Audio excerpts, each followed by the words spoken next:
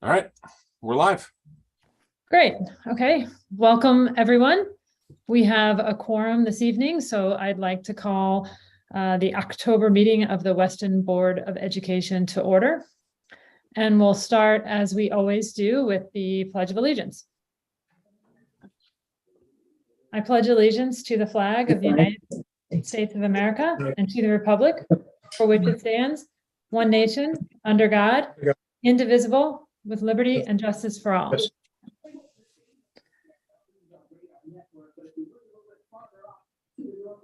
Okay, the first agenda item for this evening is the approval of minutes. We have the meeting minutes from our September 19th, 2022 Weston Board of Education regular meeting. I looked over them. I hope everyone else did. Can I have a motion to approve those minutes? So moved. Okay, thank you, Steve. Can I have a second? Second. A second. Okay, terrific. Thank you, Sharon. Does anyone have any comments? Okay, all in favor? Let's go one by one would be best. Hi, Sharon. Okay, Hi, Steve. Hi, Bernadette. Hi, David. I'm Melissa. Do we have Peter? No, I don't see him. Was on before, but I think he may have dropped off. Okay, well, the motion passes. There he is. there he is. He's there. Okay, Peter, we just made a motion for the approval of the September 19th, 2022 Board of Education minutes, meeting minutes. I'm okay. Okay, great. Thanks. Okay, so was anyone opposed to those meeting minutes? All right, the motion passes. And with that, we'll move on to the student reps. Let's hear what they have to say. Hi. So this week is exciting for us. It's our homecoming week. And yesterday or Saturday, we had our first in a while homecoming dance. I think it was a pretty big success. We had like 480 ticket sales, so that's like over half the school. And yeah, our DJ was Mr. Reddington, the middle school math teacher, and I think everyone had a good time. After that good kickoff, we have a lot of other homecoming events going on this week. We have a spike ball tournament. We're running a food drive. And then at the end of the week, during the school day on Friday, we have our Powerpuff flag football game and pep rally, which we've been planning. And then afterwards, during the game, there should be floats. We're going to do the float competition that we've been doing for the last couple of years, and we hope that it'll run smoothly.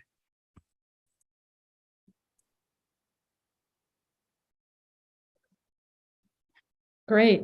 Well, thank you for those comments. It sounds like a really fun week at the schools. And I know this year you've included some of the younger grades in the other schools. So hopefully they're all enjoying Spirit Week too. Well, thank you for your reports. You're always welcome to stay, but I understand, especially this week of all weeks, you're probably super busy. So log off at any time, but thank you.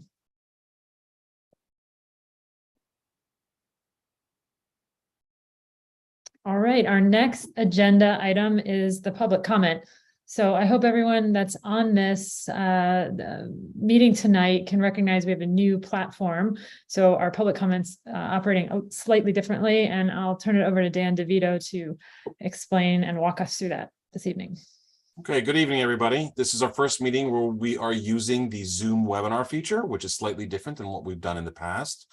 So anybody who is currently attending this meeting via Zoom as an attendee, if you look at the bottom of your screen in Zoom, there is a button that says raise hand. If you would like to make a public comment, go ahead and click on the raise hand feature.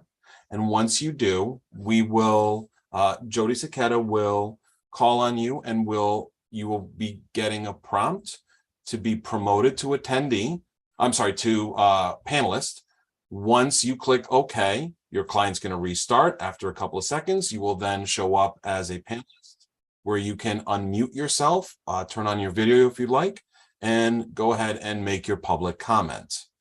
If you're here to just view the meeting as is, you do not need to click on raise hand. You only need to click on raise hand again if you would like to make a public comment. So why don't we give it just a couple of seconds for everybody to orient themselves for who's joined to this meeting to see if anybody wants to raise their hand.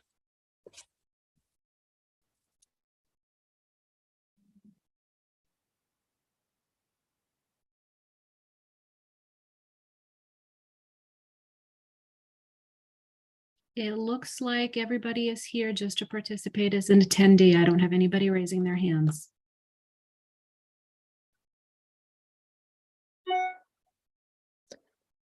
Okay. In that case, we'll move on. If anybody had a technical problem and wanted to make a public comment but wasn't able to, you can send me an email and I'll adjust and we'll add public comment in if you had a technical problem. I just don't want anybody to not been able to make a public comment this evening. All right, let's move forward then with new business. First, quickly, we have a consent agenda to discuss this evening briefly. Why don't we turn that over to Lisa? Thank you, Melissa. It is a very short consent agenda. We have 2 new hires and 1 resignation. I am so pleased to announce that we have hired Barbara Gross, who many of you know is a longtime Weston community member. Shout out to Barbara, as a lunch recess paraprofessional at the intermediate school. And I know that she has been really such an asset, just to give her another shout out. In the school, I was over in the cafeteria, I see Patty shaking her head. We're so grateful for Barbara for volunteering for that position. And there was a new building substitute at Weston High School, whose name is Herbert Seward. I hope I'm pronouncing that right. Another great addition. And may I at this time also put in a plug, if anyone is interested in being a substitute for the Weston Public Schools, we really encourage you to apply and reach out to us. We're always looking for subs.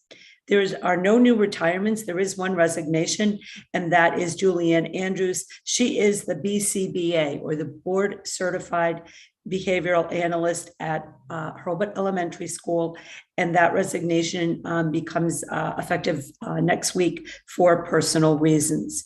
Again, let me put in a shameless plug. If you would like to, see, we do have a few outstanding positions in our district.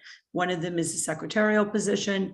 We also have a couple of instructional paras we're still looking for. So I encourage the public to please consider applying for those jobs. Thank you. Okay, great. Let's have a motion for the consent agenda. Move that the Weston Board of Education accept the consent agenda as presented. Can I have a second? I second. Thanks, Bernie. Does anyone have any comments? Okay, all in favor?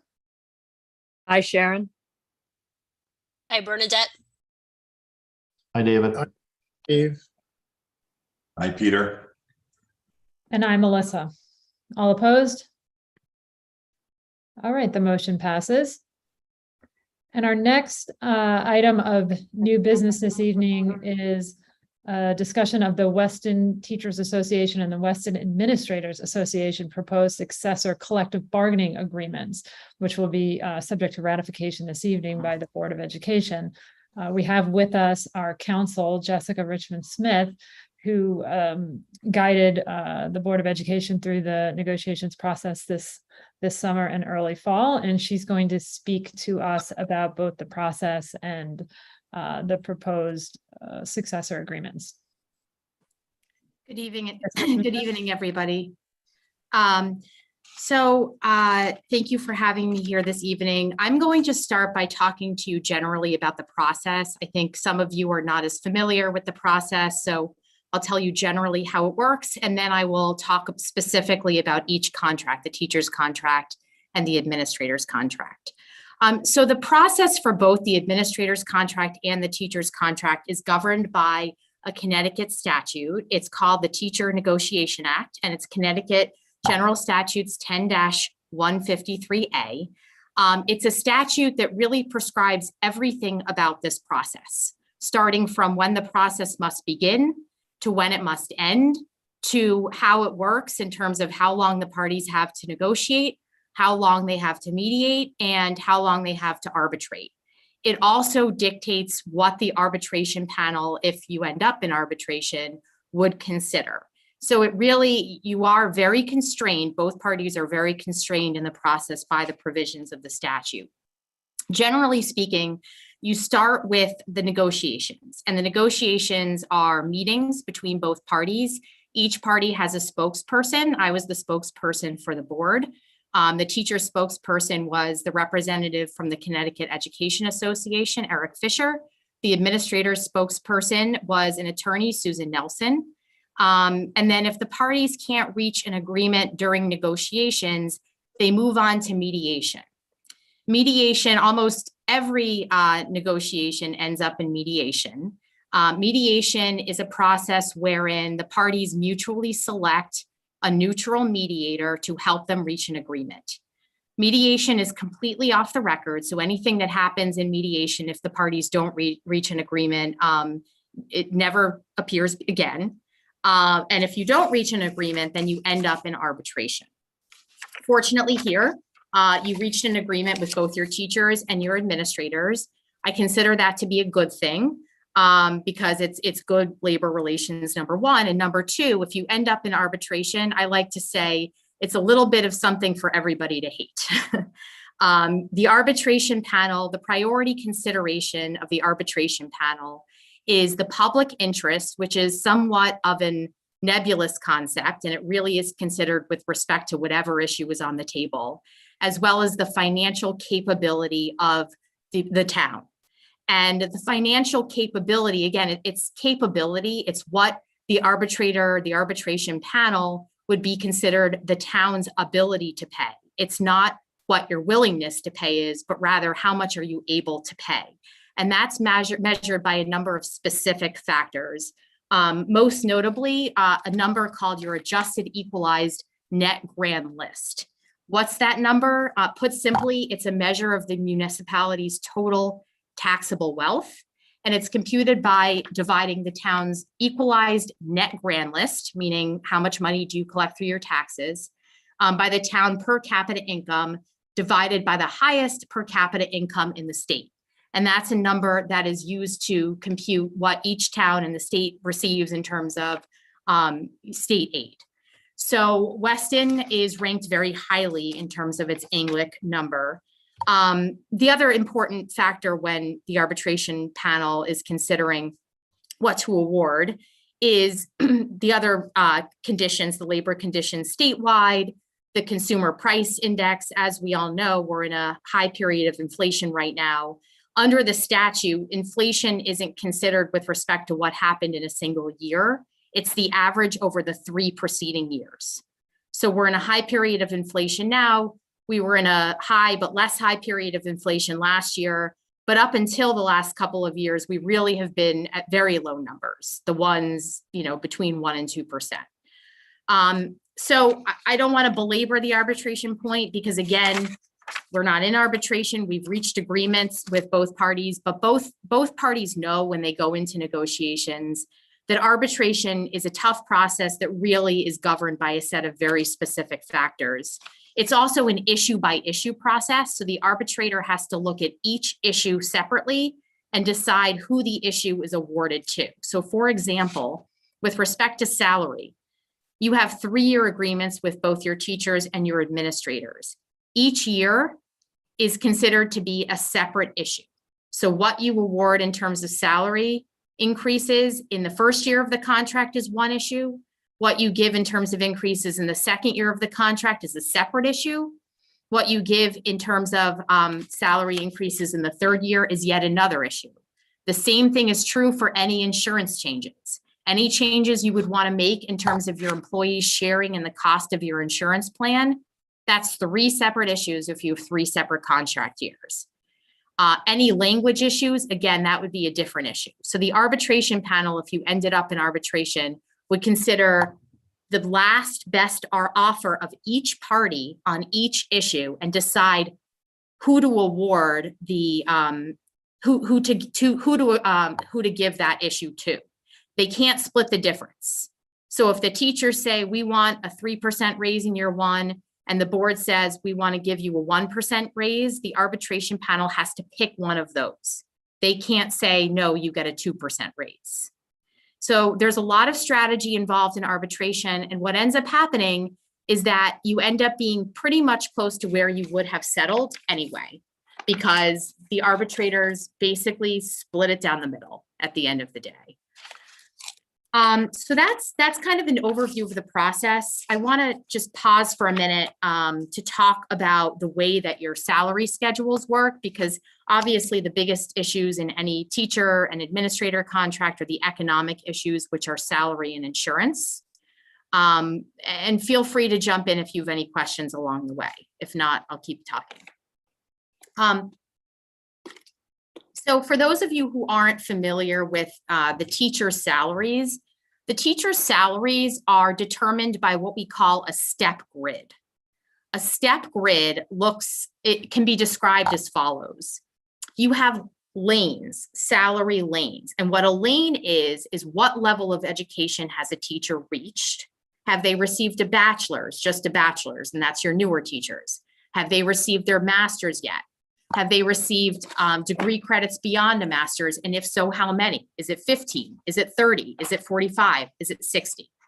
So that would be what lane you're on. And as you progress through the lanes, and not everybody gets to the rightmost lanes, but as you progress through the lanes, and the lanes are the x-axis, the salaries increase. But then the y-axis is your steps. It's hard because I don't have a visual to show you on Zoom, but you can kind of picture the y-axis is your steps. What is a step? So in your salary schedule, you have 17 steps for your teachers. A step simply means that if you come in as a first-year teacher, you are placed at the lowest step. Not always, but generally speaking, for this just as a hypothetical example, you're placed at step 1. Step is negotiated, so it's not automatically granted, but typically it's granted, and it was granted in this agreement, as I'll explain. But if you've successfully completed year 1, meaning you're still employed in the district, then, and there is step movement in the contract, then you will go on to step 2. And step 2 means that you receive a higher salary just by virtue of having taught in the district for a year. Then if you complete your second year, you move on to step 3 and so forth. The highest step, which is step 17, is where you will max out unless the board grants we call it a general wage increase at the top step. Because otherwise you're not getting any increase. So if you're below the top step, you're getting an increase just by virtue of the fact that you've taught there for a year or 2 years or what have you. If you're at the top step, the only increase you're getting is whatever general wage increase that you get through the negotiation process. So in any negotiation with respect to salary, and the administrators are not quite the same because they don't really have steps. They have percentages toward the maximum. And that's fairly typical of administrator contracts, but what's fairly typical of teachers' contracts, they all vary in terms of the number of steps that they have, but they all really do have steps. So in any given contract, the question is whether you are going to allow teachers to move through the steps each year, number 1. Number 2, are you going to increase the value of the steps? We call that a general wage increase. And number 3, if you're going to increase the value of the steps, which steps are you going to increase the value of? Sometimes you only increase the value of the top step because, as I said before, the top step is only getting an increase if you if you give them an increase. The other steps are getting an increase just by virtue of the fact that there is an increase as you move through the steps. So that's kind of how steps work. And I just want to pause again because that's where I am in terms of what I have for you in my explanation of the process. Why we're here tonight is that after mediation, we went to mediation with both groups. We were able to successfully reach what we call a tentative agreement with both groups. A tentative agreement outlines the provisions of the contract, salary-wise, health insurance-wise, which I'll talk about as I talk about the details of the agreements, and language-wise, because it's not just about the economics, and there are also some language issues that get addressed through the contract negotiation process. So there's a document called a tentative agreement that both parties sign, and then that is subject to ratification or approval by both parties. So the teachers have to ratify it and the board has to ratify it. And then for the administrator's contract, the administrators have to ratify the tentative agreement. And again, the board has to ratify the tentative agreement. What that means is that you created a committee, a board committee, to negotiate on the full board's behalf, and they have the authority to enter into a tentative agreement. But we're here tonight because you have, as the board, have to ratify or approve the tentative agreement. If for whatever reason you did not ratify the tentative agreement, then we would go to arbitration. The teachers and the administrators, I believe, have already ratified the tentative agreements for their groups. So after I finish talking, then you guys will, of course, feel free to ask questions, and then you will take a vote on whether to ratify these tentative agreements. So now I'm going to start to talk about the teachers' agreement. So the first point that I want to mention is that in any negotiation, the parties have to decide the duration of the contract. That's not a given, but typically in teachers' agreements, it's 3 years. Administrators' agreements, similarly can be 3 years. Sometimes they can be 4 years. You reached 3-year agreements with each group. The agreement starts on July 1st of 2023, and it ends on June 30th of 2026.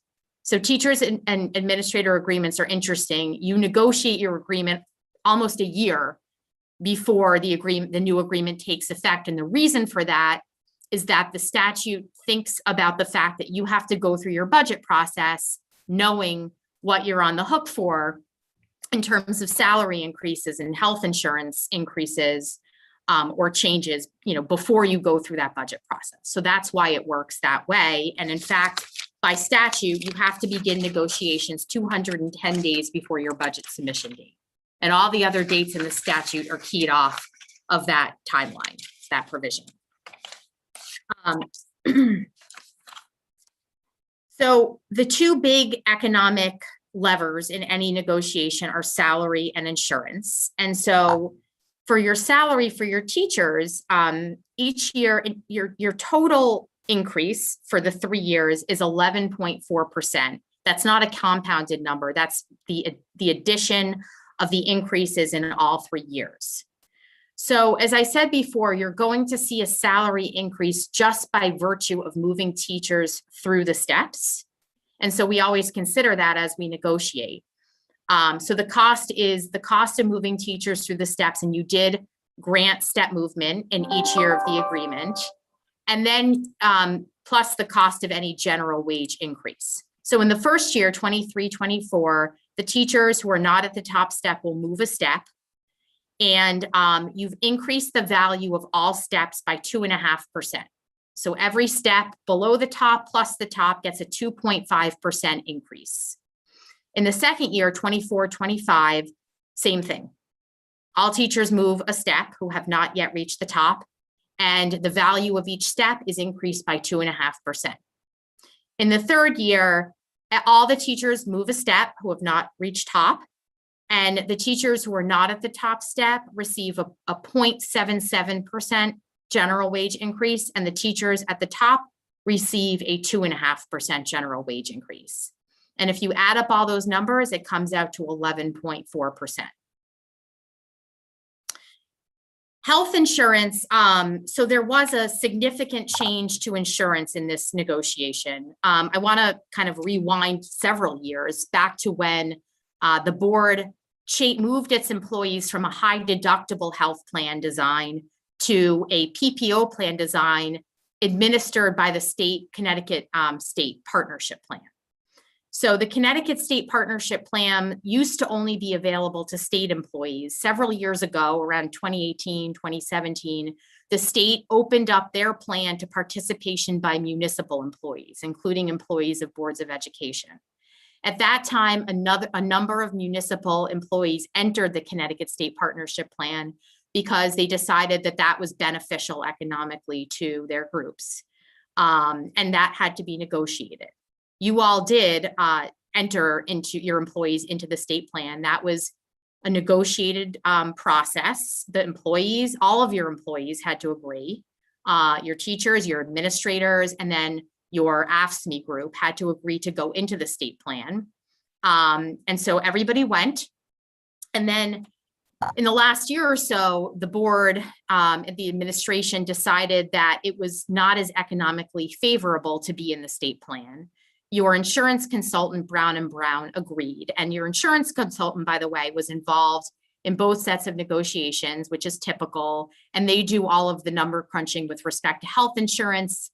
They answer your specific health insurance questions and give you feedback and numerical analysis on your plans. And they did recommend that you try to negotiate a switch back to the high deductible plan. So again, you started in a high deductible plan. You moved into the Connecticut State Partnership Plan, which is a PPO design. I'll explain that in a minute.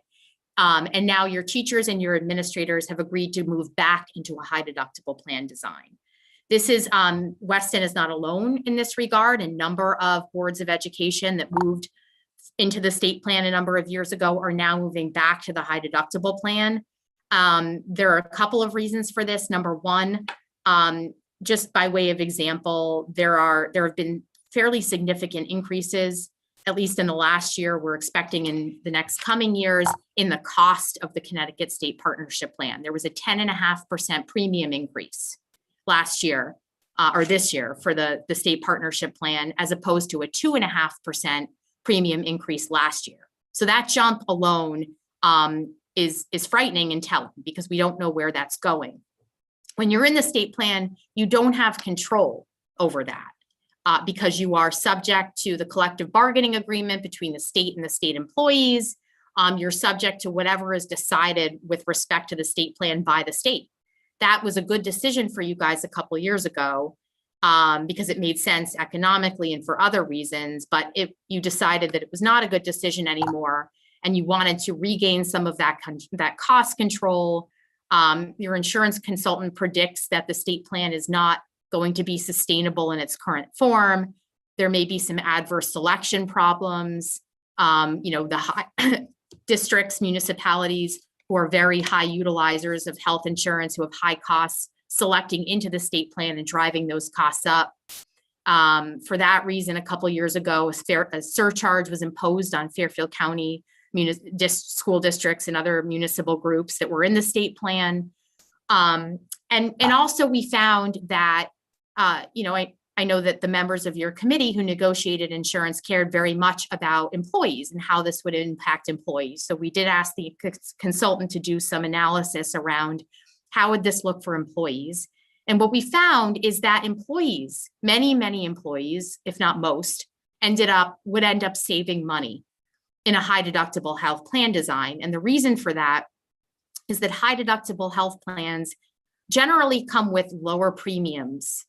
And that's because it's a different plan design. When you have a high deductible plan where employees are paying more out of pocket, your plan administrator, your carrier can afford to lower your premiums. And so it's kind of the same way that car insurance works, right? And so what ends up happening is that many employees, unless you're a really high utilizer of insurance, many employees end up seeing an increase or a decrease rather in the cost of insurance because they're paying a lower percentage in terms of cost sharing of the same percentage rather, or a different percentage, as you'll see, of a lower number. There is, again, an associated out-of-pocket cost as opposed to a PPO design, which is what your state plan offers, where it's just a pay-as-you-go. It's a copay model. But again, in that model, generally the premiums are much higher. So you are back. The proposal is that you are back in a high deductible plan design. You are, except that there is one other group that has to agree to this, and those negotiations are going to happen later this year. So it's not quite a done deal yet, but we are there with 2 of your 3 bargaining units. And so the next step will be, if the 3rd bargaining unit agrees, that you will have to go out to bid to select an insurance carrier. So one of the other things that we needed to focus on in this negotiation for your teachers was your change of carrier or your carrier selection language. You had language that was very challenging from a board perspective in your contract. So we made sure to agree with the teachers on language that worked for both parties. You want, as a board, the ability to choose what you think is the most cost-effective insurance carrier. Your employees want the ability to look at the carrier, look at the coverage that they'll get, compare it with the coverage that they have now, look at the, in terms of prescription coverage, in terms of provider coverage. There are a number of different ways that employees analyze insurance carriers, but we came up with language that both parties are comfortable with.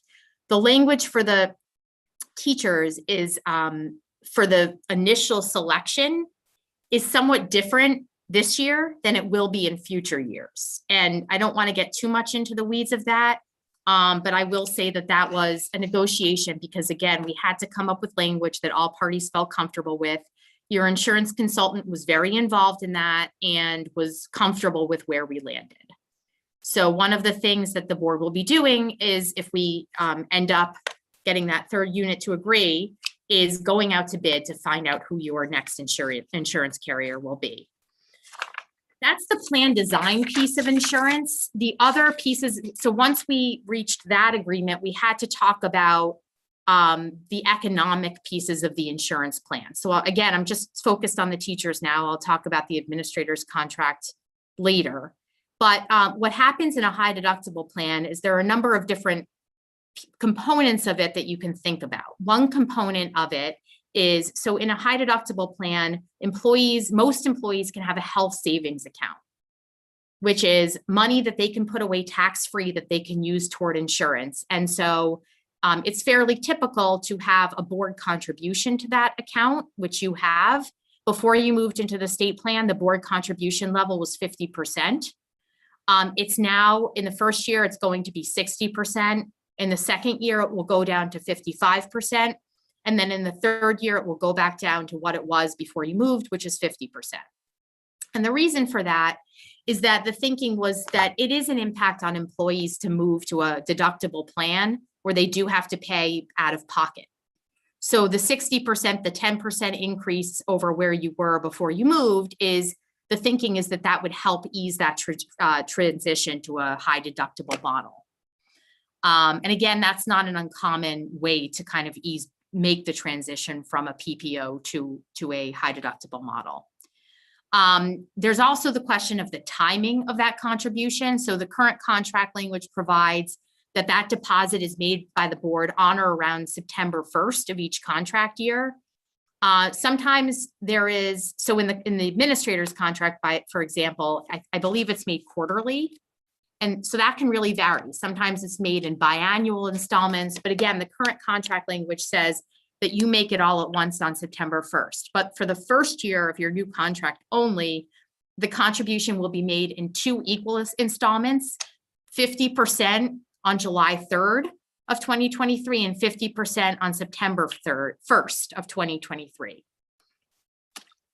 The reason for that is that we wanted to be sure there is some turnover. There is some attrition between July and September. And because you have a 10% higher board contribution in that first year, your committee felt that it was important to try to avoid, to the extent possible, teachers from walking away with the 60% contribution. Because that teachers do own the money that the board deposits into the HSA. That is their money. They have to use it for health insurance purposes, unless, or else they get taxed on it, but they do walk away with it once it's deposited. The other economic component of the insurance agreement is the employee contribution to the cost of the premium. We call it a premium cost share. So the current contribution rate this year is teachers contribute 18.5% to the premium cost. In the first year of your new agreement, we held that. We call it a premium holiday, where they don't see any increase in the first year of the new agreement. In the second year, it increases by 0.5% to 19%, and it stays there in the third year. And this is, again, this was in recognition of the fact that the employees moved to a different plan, and 19% is what everybody is the number that everybody could agree on. Finally, there is kind of a technical reopener on insurance. The technical reopener is if for whatever reason we can't satisfy the conditions that are necessary to exit the state partnership plan, then we would come back to the table and talk about how to deal with that. I don't expect that to happen, but that is in there just in case as a technical matter. So again, I'm going to pause here because that's the end of my discussion of the salary and insurance provisions of the teachers agreement, and I will move on to stipends and other key language changes unless anybody has questions. I just had one question, just because I get this question sometimes, so I thought it might be useful to discuss it in a broader audience. Can we, as a board, unilaterally reopen negotiations on moving from the state partnership plan to to a high deductible plan? No. At any point? Well, let me just clarify that. So under your current contract, when you moved into the state partnership plan, what you had was a reopener provision that was very specific. And it had certain what we call trigger provisions. And the trigger provisions said that if certain conditions are met, then the parties agreed to reopen negotiations regarding health insurance. But those provisions were very specific and you did not meet them last year, or really at any point. So, I'm happy to talk about what they were, but you didn't meet them. You could have mutually agreed, as you always can, to reopen, but only if you had satisfied those very specific reopener triggers could you have, it really wouldn't have been a unilateral reopener because you previously agreed to an automatic reopener if those conditions were met. Right, and they weren't met. And we did try to come to the table in terms of a mutual meeting, but unsuccessful. Correct? Correct.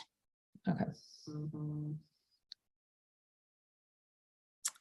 That was the only question I had. Yeah. Anyone else?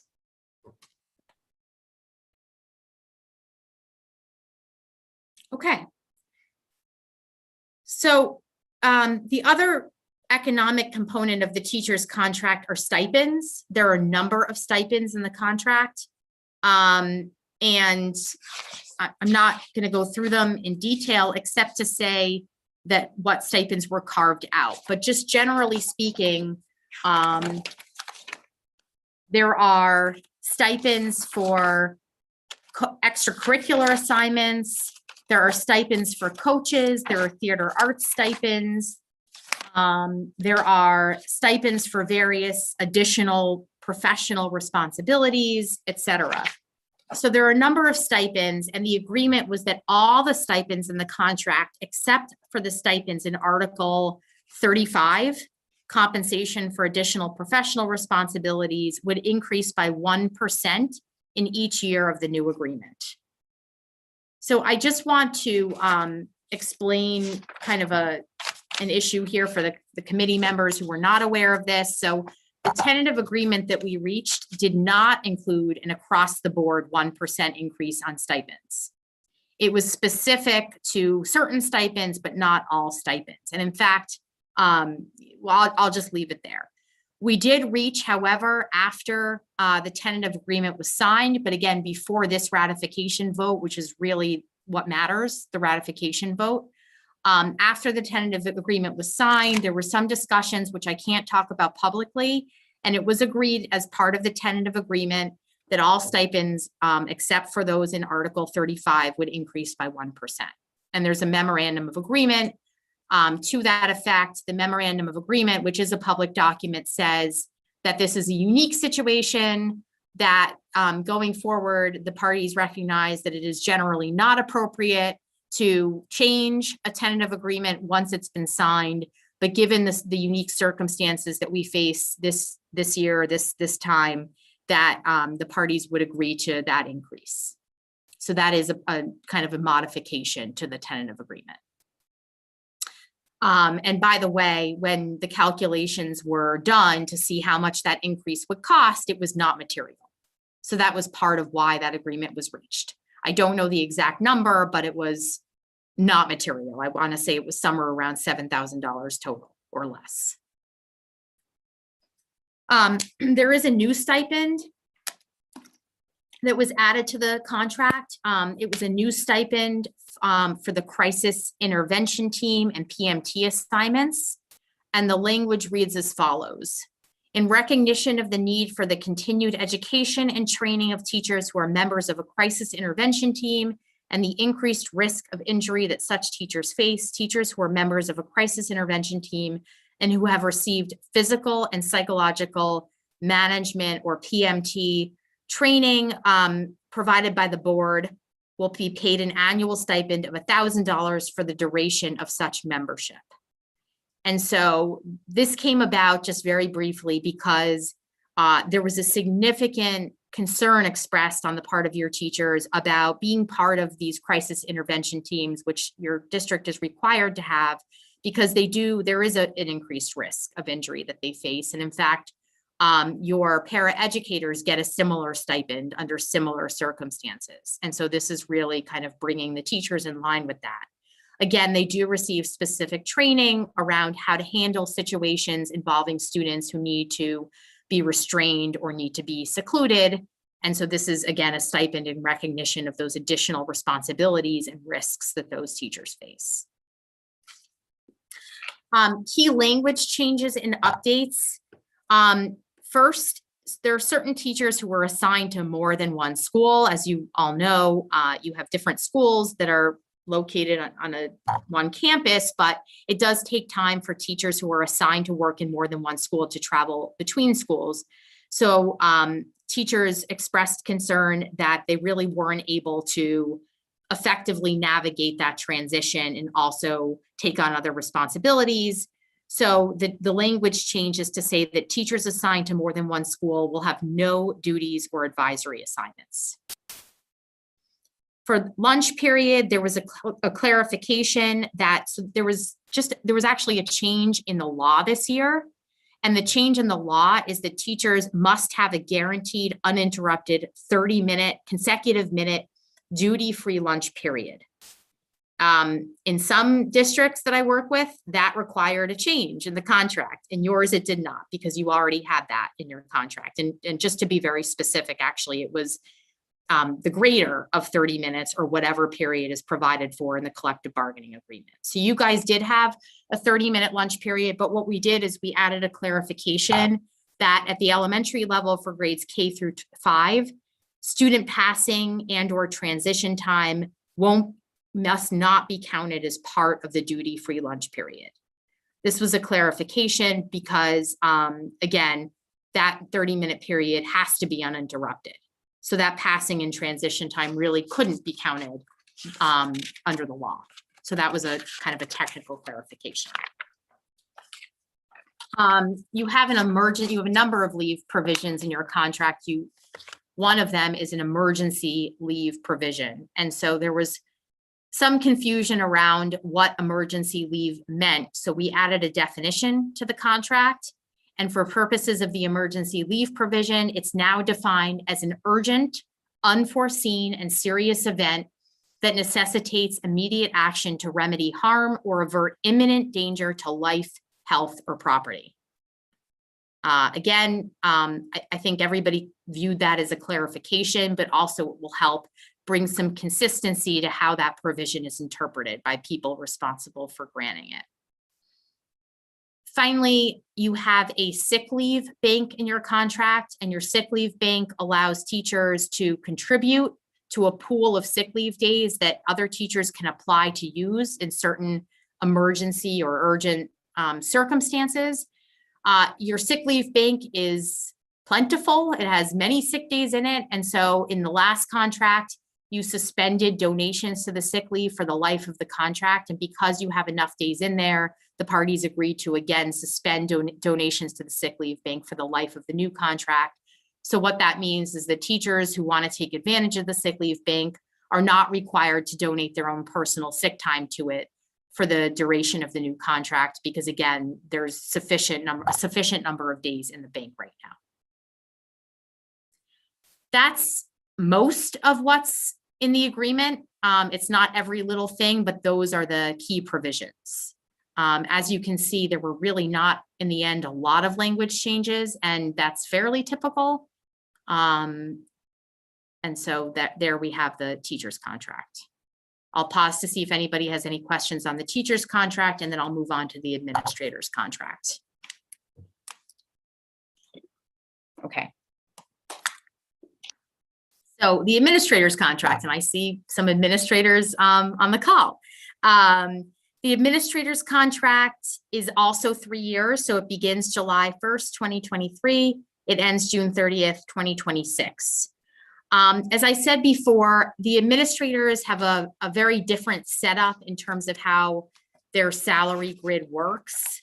It really is not necessarily a step schedule, although we call them steps because they move through different rates. And so what we have is in the first year, administrators who are not at the top step will advance one step, and everybody gets a 3% general wage increase. In the second year, administrators who are not at the top step will advance one step, and everybody gets a 2.75% general wage increase. And in the third year, administrators not at the top step advance one step, and everybody gets a 2.5% general wage increase. The 3-year total, again, adding the cost of moving everybody through the steps, plus the increase to the value of the steps is 8.25% over 3 years. Just so you know, as I said before, the teachers' 3-year total was higher than that. That's typical because the cost of moving teachers through the steps is naturally typically higher because you have more steps and you have more teachers. Health insurance, also the administrators also agreed to move from the Connecticut State Partnership Plan to the high deductible plan. In terms of those different economic components that I mentioned with respect to the teachers, for the administrators, the board contributes 50% to the health savings account in all 3 contract years, and that is where you were before moving to the state plan. So there is no change there. The HSA contribution before you move to the state plan was divided into 4 equal quarterly installments, and that has not changed either. In terms of the administrator premium cost share, the administrators currently contribute 20% to the cost share. And so in the first year of the agreement, they will remain at 20%. In the second year, they will go up to 20.5%. And in the third year, they will go up to 21%. So it is a 1% increase over 3 years in their cost share. There were some wellness incentives that were mentioned in the health insurance plan design for the administrators. We eliminated those simply because they weren't effective or they weren't being used, and they really just were, for all intents and purposes, obsolete. So we took those out. There is a reopener provision on insurance in the administrator's contract, and it's slightly different from what it is with the teachers. There's a reopener in the event that the parties are not able to move out of the state partnership plan. And there's also an automatic reopener in the event that the cost of medical insurance offered in the contract is expected to substantially increase. Now that's helpful both to employees and to the board because nobody wants a really expensive plan. That hurts employees as well as the board. because employees, again, have to share in the cost of that plan. And in the event that there was a reopener on insurance, the parties would have to negotiate what that new insurance plan would look like and everything that I just went through. But that reopener does give the board the ability to reopen in that event. In terms of language, key language changes and updates, the administrators have a personal leave provision, as do the teachers, but that wasn't changed.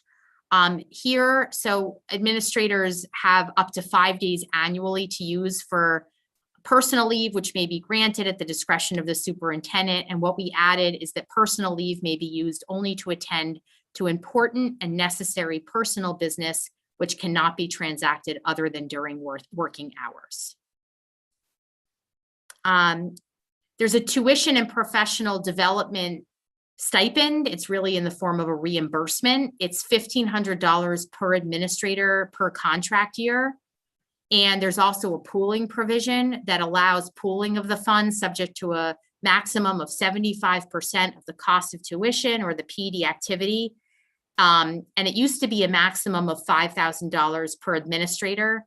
So we made two changes to these provisions. One is we increased the maximum for pooling per administrator to $7,500 from $5,000. And the other is that in the examples that we provided of the kinds of PD that are reimbursable, it used to just be a course or a conference, but we added educational materials such as books and videos at the administrator's request.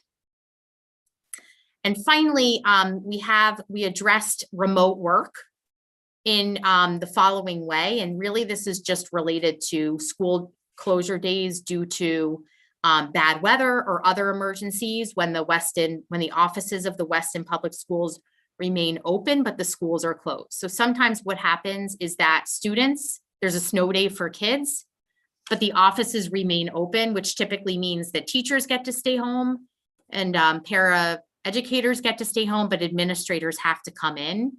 But per this side letter, which is really only for the duration of the contract, 2023 through 2026, members of the administrators can elect to work remotely on those days when schools are closed, but the offices remain open with the superintendent's prior approval without loss of pay or leave time. So basically they can say, I'd like to work from home. They can ask the superintendent, may I do this? And she can say yes or no.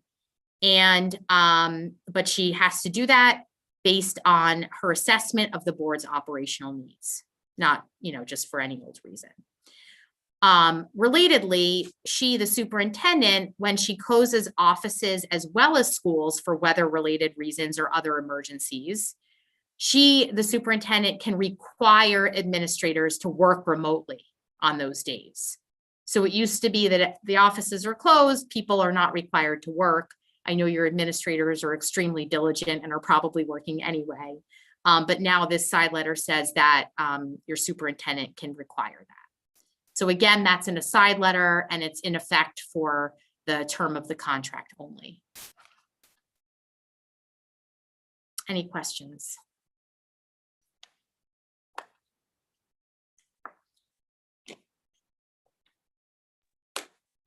Does anyone have any questions? Can you, I have a question about the STEP process because it's new to me.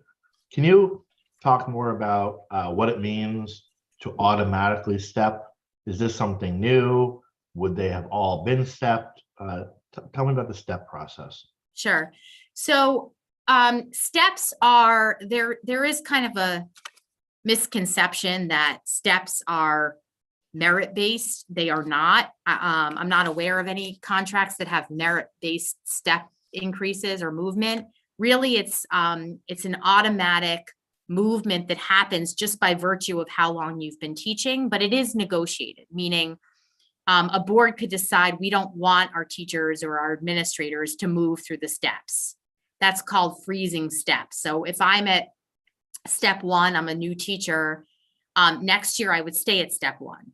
So if my salary was $60,000, next year I'd also be at $60,000 unless you increase the value of that step by 2%, in which case that $60,000 is more than $60,000, but I'm still at step 1. Step 2 is higher. Step 3 is higher.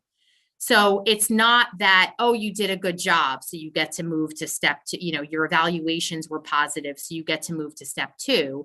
It's if the board negotiates step movement, everybody moves when they've been teaching that year and they continue teaching in the district the next year.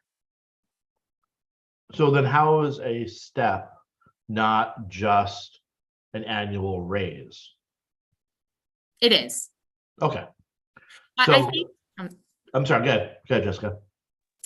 I think that if you had the CEA sitting here and talking to you, they might frame it a little bit differently. And I think it's important for everybody to understand this, because this is always kind of the mindset in negotiations. It's really important that we understand how the other side looks at it.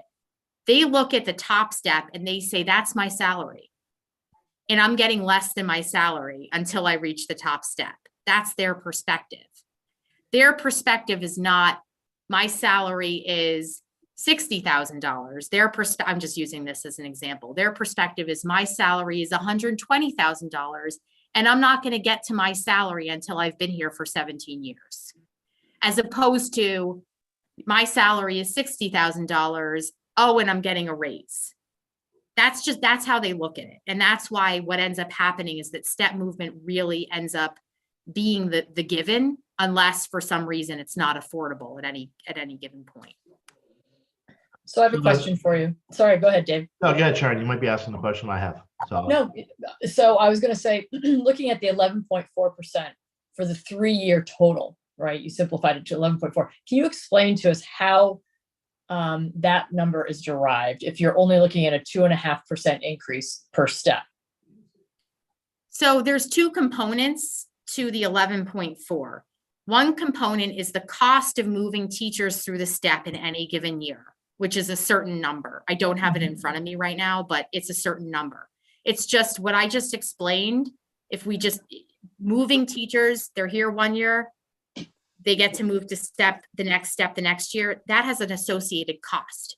Some people might say that's not real money because that was what you were expecting to do anyway when you hired a teacher. Some people might argue the real money is increasing the value of the step by giving this is the second piece, the general wage increase. So if you think about the grid, you have the grid, and then if you give a general wage increase, which you did, then the value of every number on that grid increases by 2.5% in year 1. And then it increases by another 2.5% in year 2. So now your step 1, which would have been X, is 2.5% on top of that. So your 11.4, to answer your question, is the value, and we'll take 1 year, is the value of moving the teachers through the step plus increasing all of the steps by 2.5%, the value of the steps. That's year 1. And then you add that, do the same thing for year 2, you do the same thing for year 3, you add those 3 together and you get 11.4. Okay, so that's over a 3-year period is where the 11.4 comes in. Yes. Okay, so if we're saying that the general wage increase is 2.5%, that also means the value of the step increases 2.5% too, correct? Yes. Okay, and how is it that we determine, and this is just as, coming in and trying to understand this, how is it we determine what the value of a step is? Okay, I mean, I'm sure it's a very complicated answer, but if you could give me is there a simplistic way to describe how a step is valued? Value, you mean what the how do they come up with what, so we're saying everything is increased 2.5%, the general wage 2.5%, and the value of the step. How do they determine the value of a step?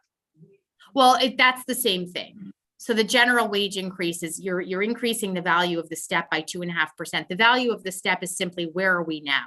So just to be very concrete about it, I'll turn to your contract. And if we go to this year's salary schedule, I'm just going to pick a number. So your master's lane, I mentioned the lanes before, at the top step in your master's lane is step 16. It ends at step 16. is $108,012. Okay, that's where you are now. That number has increased by 2.5% in 2023. But we take that number as we have it. Okay, So that number has increased through the years if you've given general wage increases through the years. So we take that number and we increase it by 2.5%, and that determines what your master's lane step 16 will make in year 1. okay. Okay, that makes sense. David, was that the same question you were asking? Not entirely. I guess, so the step, so there's terms of maximum step. So as do the steps keep moving, or is there a point in which a teacher hits a maximum? And then what happens? Sure. So yes, you have 17 steps, but each lane stops at a different step. Okay, so your bachelor's lane stops at step 8, and then you got to get a master's. Your master's lane stops at step 16. You have certain lanes that are phased out. So you have a master's plus 15 lane, but that is really no longer exists because anybody who came into the district after July 1st, 2011 can't be on that lane. Then you have a master's plus 30 lane, and that lane ends at step 17. There is no lane that has a step higher than step 17. So to answer your question, and that's true of master's plus 45, master's plus 60, and master's plus 75. So the highest possible step and the highest possible lane, I believe, and Phil, Lisa, correct me if I'm wrong, is your master's plus 75 step 17 lane.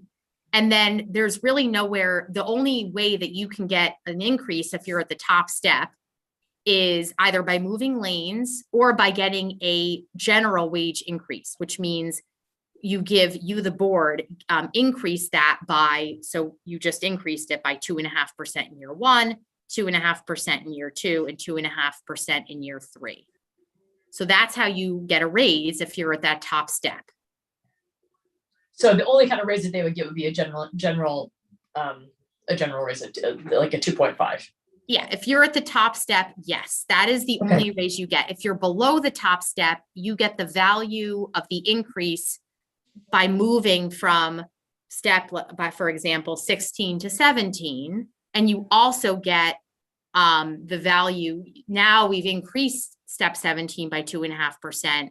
So that distance has increased. Your increase has increased. Okay. And we don't have a PhD lane. You have a PhD stipend. You don't have a PhD lane, and the stipend has not changed, by the way. It is currently $2,406, and that's what it will remain for the life of the new contract. Okay. Jessica, this might not be a question for you, but timing wise, so I know that the contract has to be, or the current contract expires, is it June? June, yeah. Mhm. June? Okay. Yeah.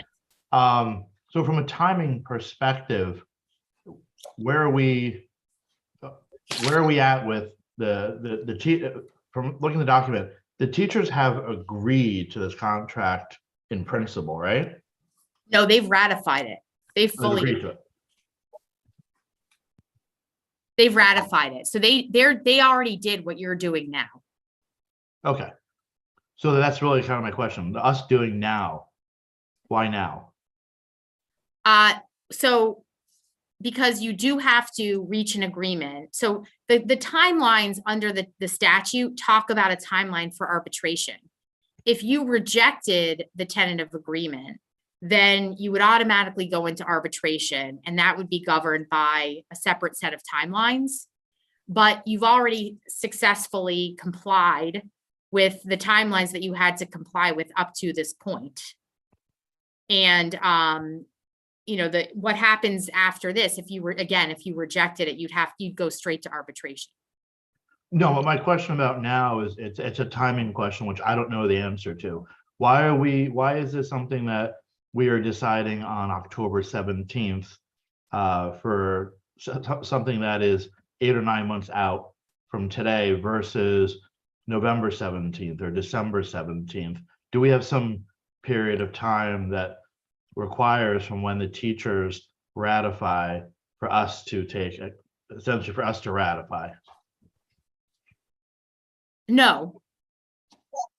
But you have to, if you rejected the agreement, then you would have to go through an arbitration process, which has to be completed well before, this contract expires and really in time for you to come up with your budget. Okay, so I think what you're saying then is it doesn't really matter when the Board of Ed ratifies. We either take what we've been given and as a Board of Ed ratify it, or we reject it. Is that right? Yes. Okay, so from a timing perspective, we can discuss as much as we want. We can't make change. It's either ratify it or reject it, and we can do that tonight. We can do it in 3 weeks. We can do it in 3 months. Those are your black and white. I have to, I would want to go back and check what the timelines would be if you rejected it and when the arbitration process would happen. I don't have that off the top of my head right now. But it's not. I mean, I'll tell you, typical. no, I'm asking for my purposes just as one of 7 board members. Sure. Just to understand what my role is as one member. The teachers have ratified it, so I can look at it and say I love it or I dislike it or I love everything but this. It doesn't matter what I think as an individual. Correct. Let me put it this way: if the board rejected it, it would not. You guys are not as a board in a position to renegotiate it right now.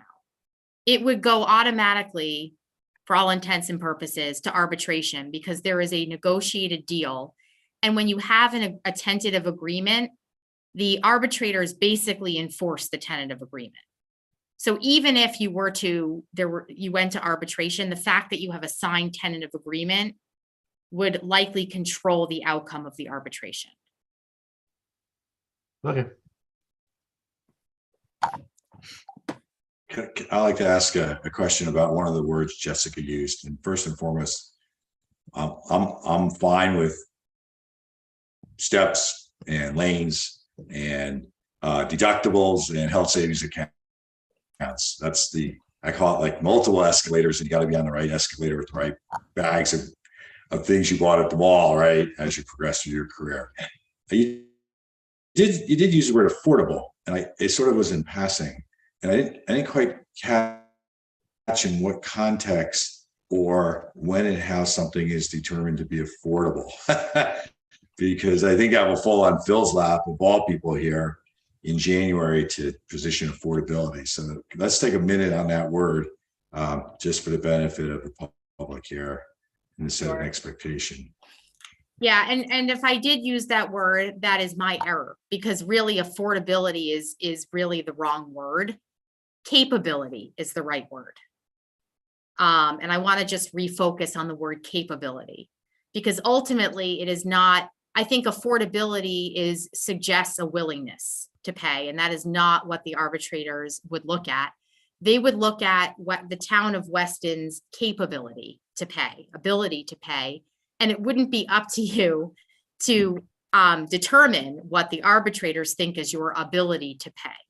Whether you guys think something is affordable is not as relevant really not relevant at all to the arbitration process, except if you were able to put on an argument that you're not able to pay for something. You're not able to afford something because if you gave X salary, then your students would be impacted in this way, and that is not in the public interest, right? I mentioned that the priority considerations of the arbitration panel are the financial capability and the public interest. So sometimes the public interest comes in because, you talk about, well, then we'd have to cut this.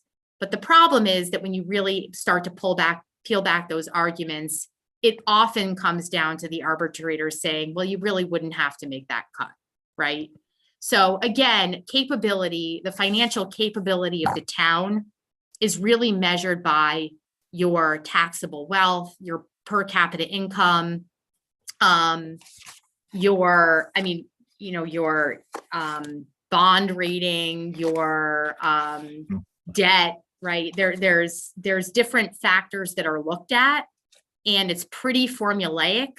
Also, you're looked at in the relative to your peers. And so, what can your peers afford? Who are your peers? Your peers from the perspective of the arbitrator are DIRG A. A DIRG is a district reference group. So school districts are grouped into different groups according to their wealth. You are in the wealthiest group. It's called DIRG A. So your peers in DIRG A are, for example, your neighbors, Westport and Wilton, and Darien. I'm just naming a few. New Canaan. And then your peers in the county are other districts in Fairfield County. So what the arbitrators would look at in assessing Weston's ability to pay is, well, what have those other districts done? What raises did they give? So they look at the conditions, the prevailing conditions in the market, and what similarly situated towns and districts have done in their contracts.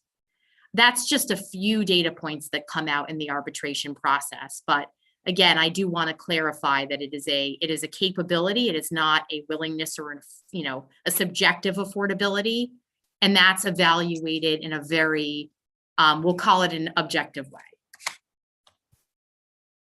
All right, thank you. I'll remember those criteria as we move forward in some other areas of consideration for the board in the upcoming year.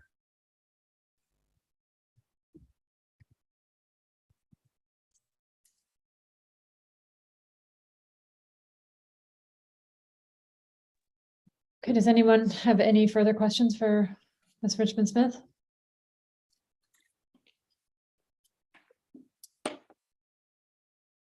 Okay, Ms. Richmond Smith, did you have anything else to say, or was that the end of your presentation? That was the end, unless there were any other points that the committee wanted me to cover from the negotiations. No, I think you were thorough in your presentation, and obviously the contents of the negotiations themselves are subject to confidentiality, so we can't discuss that tonight. Yes, and I think that the committee, I would say, and I leave it to the committee to say words on this, I think appreciated a very mutually productive set of negotiations with both groups.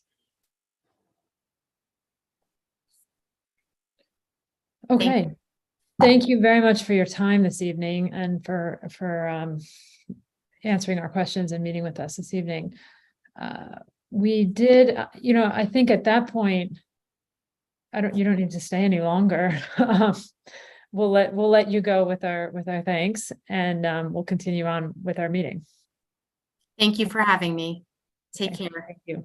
Enjoy your night. Okay, before we move to ratify, we did have one public comment that came in with technical difficulties during the original public comment session. So I would at this time like to have that comment be read into the record. Jody, I forwarded to you. I think you have it. Okay, I do fantastic. have it. All right, so we'll go ahead and read that, and then we'll go back to our agenda and ratify. Okay. I have a public comment from Mr. Greg Haythorne. The WPS/BOE paid demographer that projects enrollment underestimated this year's enrollment decline by more than a 100% error rate. Instead of -28 students, WPS shed -68 students, which implies far greater long-term enrollment decreases than anything considered in the already wildly and consciously inflated FOC assumptions of future enrollment on which Weston leaders have planned to spend over 100 million building additions to extra WPS school facilities. It is so senseless that tonight our BOE plans to approve union contracts that will lock in 4% annual WPS spending increases for years and years to come. While Weston's BOF and FOC is inaccurately modeling flat 3% annual WPS budget increases, the next 2 decades for the FOC's planned $100 million WPS campus renovation, which means Weston's BOF and Town of Weston leadership is knowingly, drastically understating to all of us the full tax increases and cost of the FOC's planned $100 million campus renovation. Baseline WPS enrollment has now dropped another 68 students and 3% total, just the past 12 months, and negative 16% the past 15 years. Despite the largest single-year enrollment decline in the 15 years since opened, Weston's BOE tonight will contractually commit to Weston taxpayers too.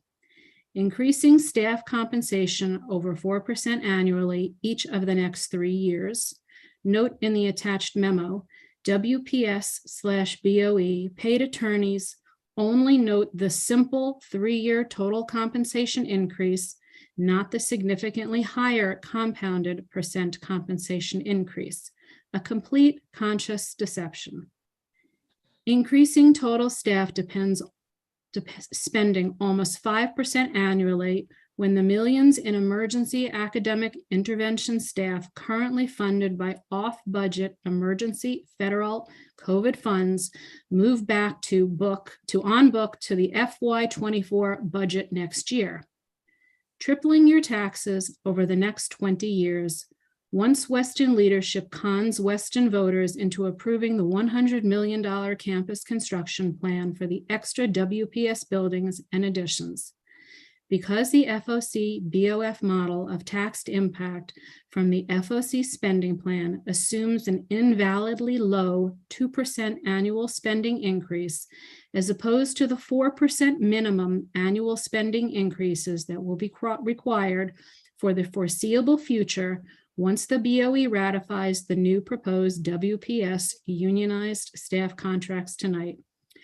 There is so much bad news buried in the volume of contractual documents posted, it will take days to unravel the dismal tax and academic implications of what our ignorant BOE members plan to commit our community to this evening without ever having created a multi-year budget projection to analyze the impact, studied curriculum innovation alternatives, objectively studied the school closure benefits and opportunities, evaluated the enrollment trend-based case for closing 1 pre-K section as opposed to adding 2 additional sections, analyzed the spending per pupil and space utilization trends based on actual 10-12-22 enrollment as reported to the state of Connecticut, CSDE, et cetera, et cetera, et cetera. Other news revealed in the publicly posted backup documents for first public discussion review this evening. As we have previously posted, Weston's BOE, BOS, BOF has wasted several million in the past 3 budgets by electing not to reopen negotiations on a high deductible alternative plan to the district's state partnership insurance plan. 3 years later, the BOE will now belatedly opt out of the state plan for far less expensive private alternative at no additional cost or loss of coverage to WPS staff. What would otherwise usually be good news, Weston's failed leadership inevitably mismanages to bad news. For example, due to COVID, I'm sorry, I've reached my 5 minutes. And there's significantly more to read. Okay, thank you very much, Jody, for that. We appreciate it. Thank you. That was the only public comment I received via email, so I'm assuming everything else technically went the way it should have gone. We'll move back to the agenda at this point. And we are back to the Weston Teachers Association's proposed successor collective bargaining agreement. Can I have a motion to ratify the Teachers Association collective bargaining agreement? So moved. Okay, thank you, Steve. Can I have a second? I second. Any comment?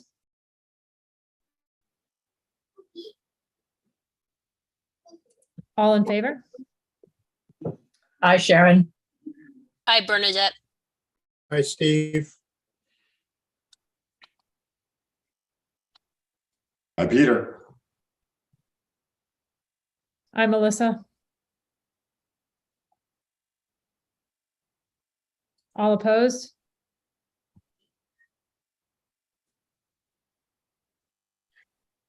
I'm sorry, did everyone vote? No, it's what we're short. David, are you here?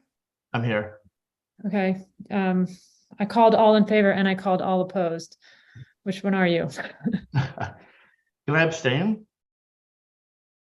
Yes. Sure. Okay, the motion passes. Are you abstaining? Yes. Okay, motion passes. Can I have a motion for the Weston Administrators Association's proposed successor collective bargaining agreement? So moved. Great. Thank you, Steve. Can I have a second? I second. Thank you. Any comments?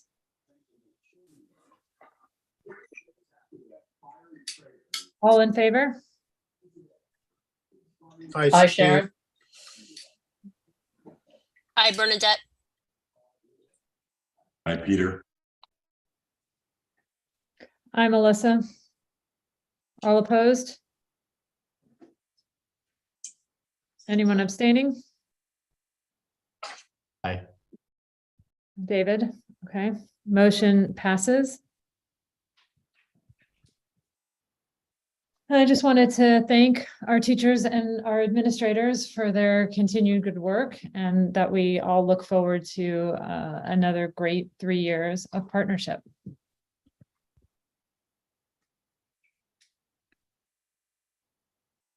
And with that, we will move on to the next item on the agenda, which is the Weston Perspective for Continued Success and Improvement.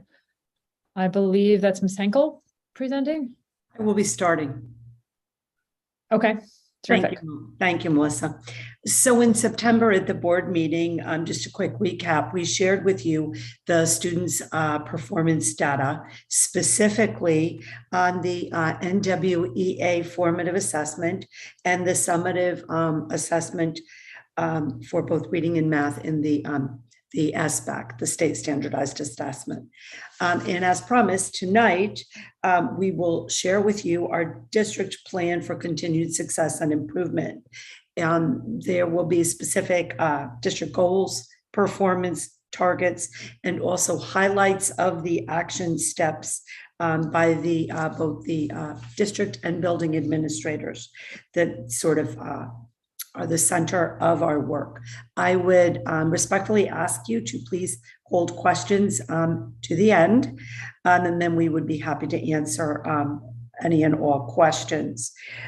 The specific district and school plans will be posted on our school and district websites by the end of the week. And without further ado, I'd like to turn the first part of the presentation over to our Assistant Superintendent, Tina Henkel. Tina? Thank you, Lisa. Good evening, Board of Ed members and the Weston community. Tonight, I'm joined by members of our central office leadership team, as well as our school-based principal leaders. As a team, we each will be exploring our commitment to continued and ongoing success and improvement for the Weston Public Schools. This discussion is going to include our definition for continued success by defining our goals, our performance targets, and by highlighting a few of our high leverage action steps at the district and school level, as Lisa mentioned. Before we jump into our goals specifically, I wanted to take a little bit of time to build our background knowledge of what we will be discussing relative to the district and school improvement plans. You will notice, as Lisa mentioned, after we post our district and school improvement plans, that the format and layout of every district and school improvement plan follows a similar structure. All of our goals and our action steps are aligned to our district vision and mission, as well as our long-term trajectory of a portrait of a graduate for all of our Weston students. Our goal is to seek to understand the broad areas of growth needed to ensure that all students, by the time they graduate, have met their fullest potential in all areas of their social, emotional, and academic goals. And each section contributes to the ongoing success of our district and is designed to be in service with our K-12 school community and ultimately the goals of the Weston Board of Education. It's ironic because as our lawyer also talked about a common language, we too in education value a common language when it comes to large scale projects such as district and school improvement planning. It's important to have a common language because it builds a strong foundation for communication.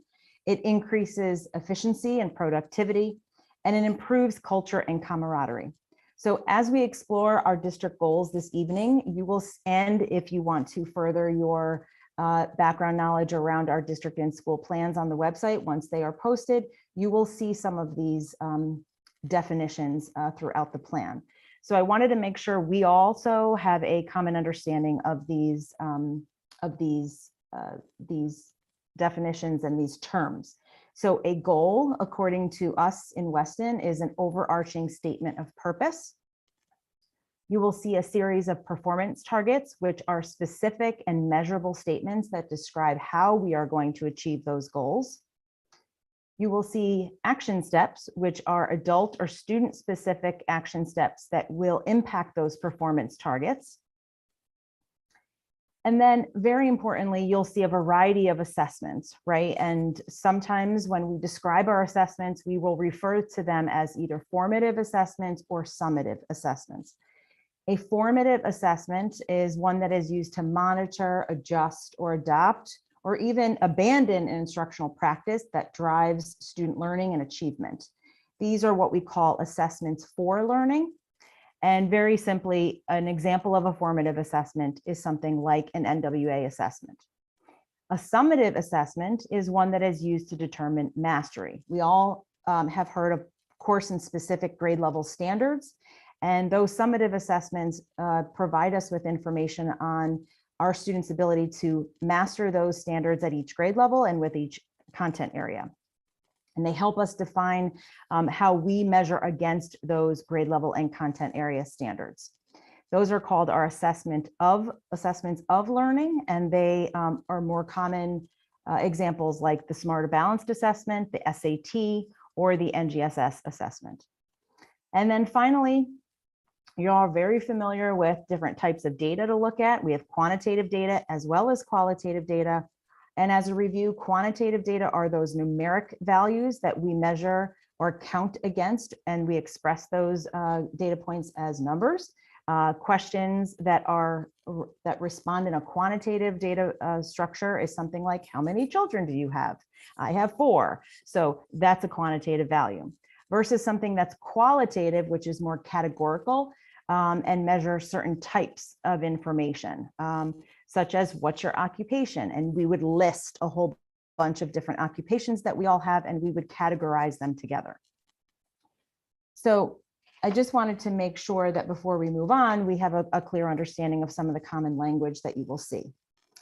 In addition, as we start to explain some of our district targets and our goals, you will see some more detailed verbiage around percentiles versus percentages. So I just wanted to pause and make sure that we're all on the same page and understanding what a percentile is versus a percentage. We too, in the education world, we have to remind ourselves and reflect a lot on the difference between a percentile and a percentage. And a lot of times in the education field, we model our education systems around healthcare systems as well. And the idea of having regular doctor checkups is one example of how we've used percentiles in the education field.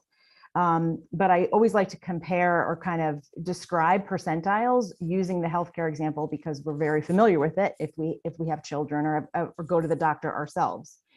So for example, when we bring our children to the doctor for the regular checkups to determine their height or their weight, many times the doctor will measure in inches or in pounds where that child is relative to that point in time based on their age and whether or not they're a boy or a girl. So in this example, it helps doctors figure out whether or not there's additional information that a doctor needs to ask about that child to make sure that they're on track for continued growth over time. So in this example, you'll see this 15-year-old down here. I don't know if you can see my arrow or not. This 15-year-old at this point in time weighed 200 pounds. Because you'll see as they go up, that child, was 160 pounds. So if you look, this child was scoring in the 90th percentile. Okay, so what does the 90th percentile mean? It just means that at that point in time, when that child was 15 years old, and then when he went into the doctor, that means he is heavier than 90% of his peers at that point in time. Okay, or 10% of the same age group of boys are heavier than him. Okay. And doctors use growth charts to help answer certain questions and to determine whether or not there's additional information that needs to be asked if there's an issue. Many times there's not. It's just a point in time that provides a comparison between groups. Okay. Similarly, in education, when we convert a score, like an actual height or weight of a child, to a percentile, we look for patterns and trends that may help us come up with a customized learning plan to ensure that growth rates are consistent and so that overall achievement scores improve. Typically, we're more comfortable with percentages because we use them more regularly in everyday life. You know, for example, if we go to a restaurant and we get the bill, we calculate a percentage off of that bill in order to give a tip, right, for the waiter or waitress. In simplest terms, a percentage is a number expressed as a fraction. So on this bell curve, if a student, scores an 85%, then they are on the lower range of average. That 85% can convert to a percentile or a rank in order based on the other students that scored on that assessment. So in this example, if a student scored an 85% on this assessment, they would have been within the 16th percentile within that same class or across their own peers off multiple classes, or if we wanted to compare on a national scale at that point in time across a variety of other states across the country. So basically, a percentage is a means of comparing quantities, excuse me, and a percentile is used to display a position or rank. So I wanted to make sure we just took a brief moment to ensure we had a strong understanding of these two terms because we use both of these terms appropriately to describe our district, school, and teacher goals. So moving into the specific layout of our district and school improvement plans, you'll notice that there are different sections of our district improvement plan. In addition, at the school level, there are also are different sections at the school level, but they are different than our district improvement plan.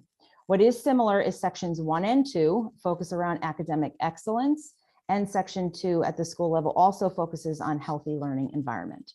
At the district level, sections 3 through 6 focus on within our own departments at the central office level, and I'm joined by my colleagues and they'll help us through some of those goals and action steps as well.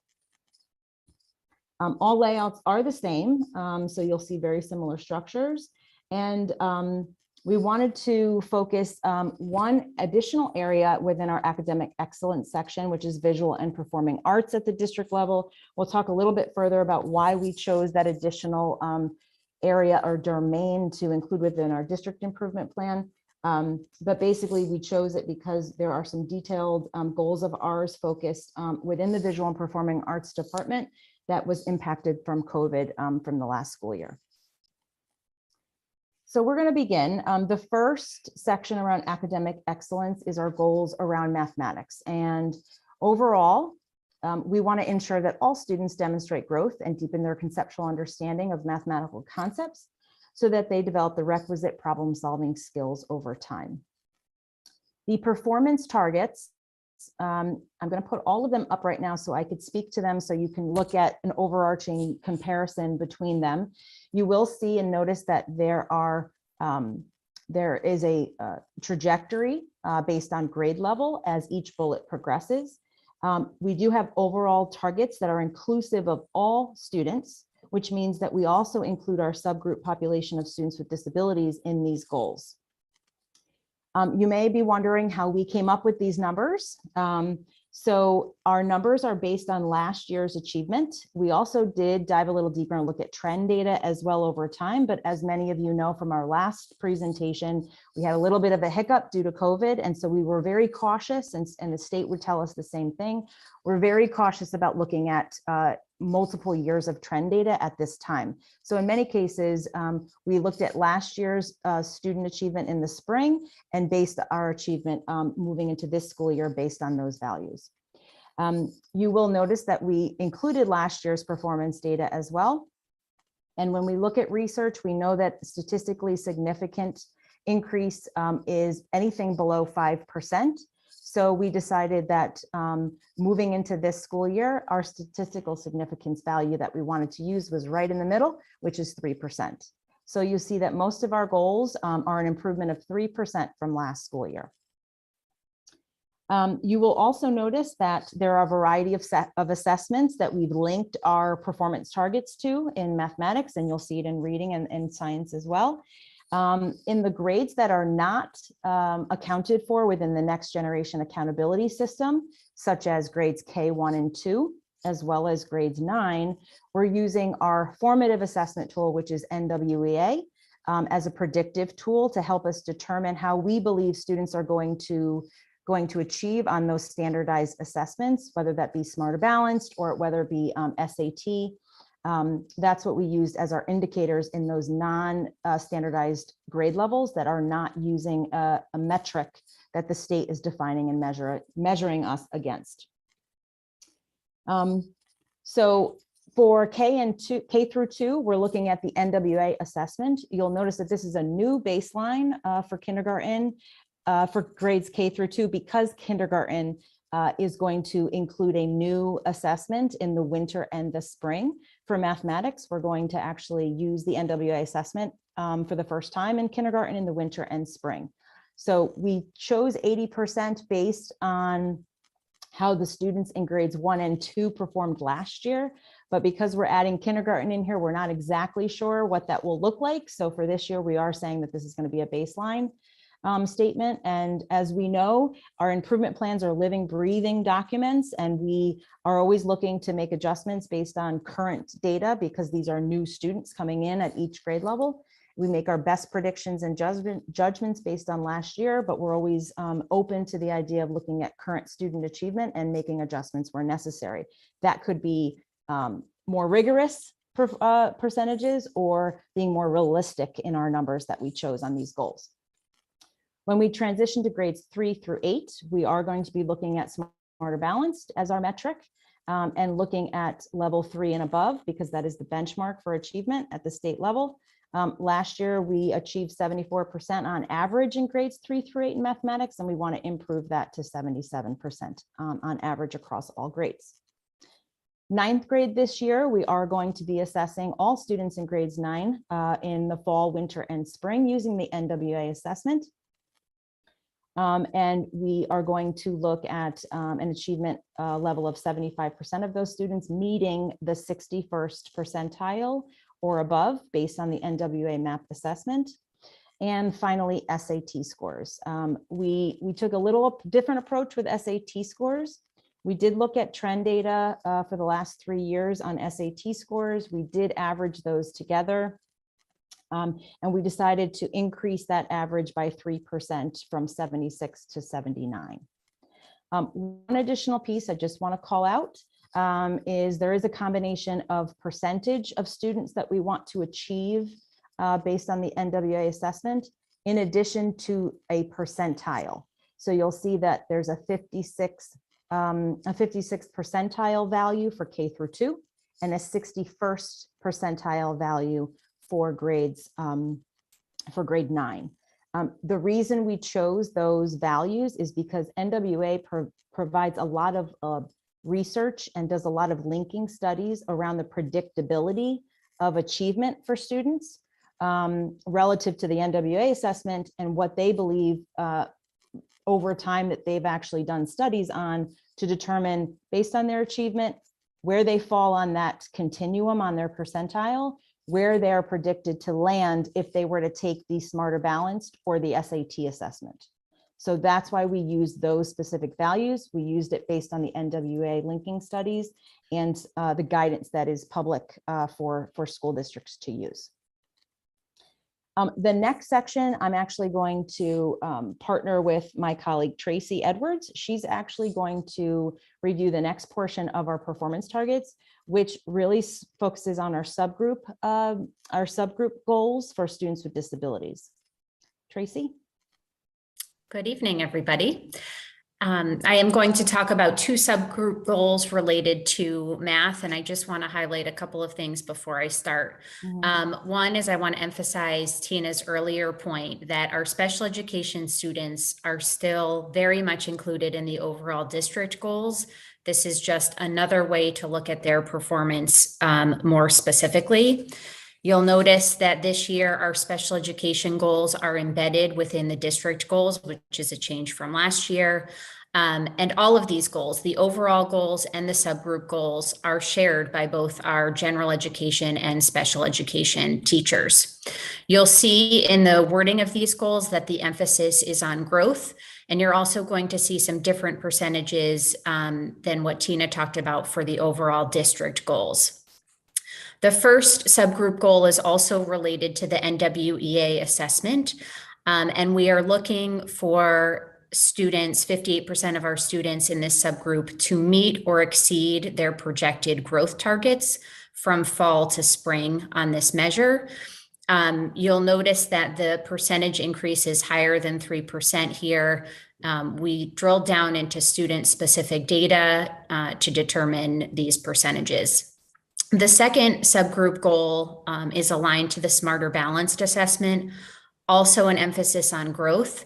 We're looking to have the average percentage of growth achieved for students with disabilities in grades 4 through 8 increase by 10%. I just want to take a second to explain what I mean by the average percentage of growth achieved.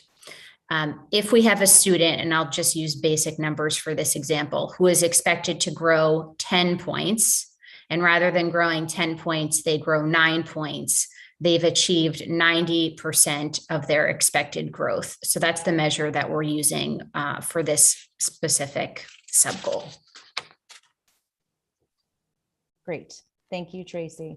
And I just wanted to make sure that we recognize too, we understand that some of this, our goals are a little text dense on the slide. And as we go through these, please write down your questions. We can always come back and clarify in more detail if we need to re-explain any of the goals.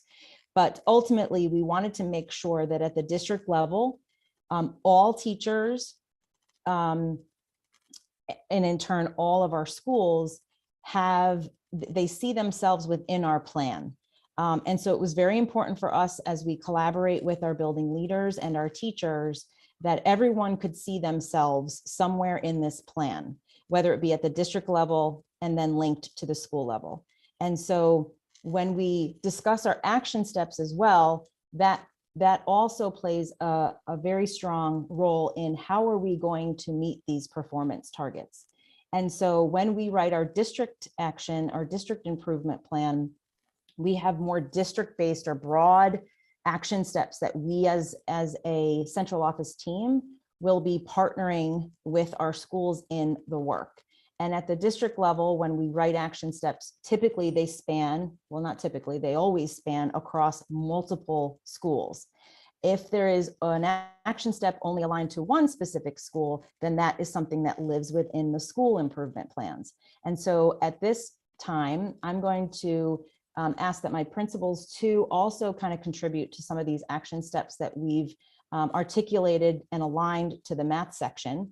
My first bullet here talks about what I am going to be doing across grades 5 through 9 in this coming school year, which many of you have already heard. We are partnering with the Tri-State Consortium, where they will be coming in to look at how our Tier 1 math curriculum and the resources that we're providing to teachers across the district in grades 5 through 9 in mathematics are supporting the needs of all learners, specifically in the transition grades, specifically with students with disabilities. And because that spans 3 schools, that is a district level action step. The next few bullets are school-based action steps that are aligned to the math domain within our district improvement plan, which also connects to the school improvement plans as well. So I'm going to ask Laura to jump on and talk about the next bullet, please. So at Hurlbut, we'll be implementing methodology, developing groups curriculum in all of our kindergarten classes with ongoing training and coaching for our teachers from the administrative team, as well as our curriculum instructional leader.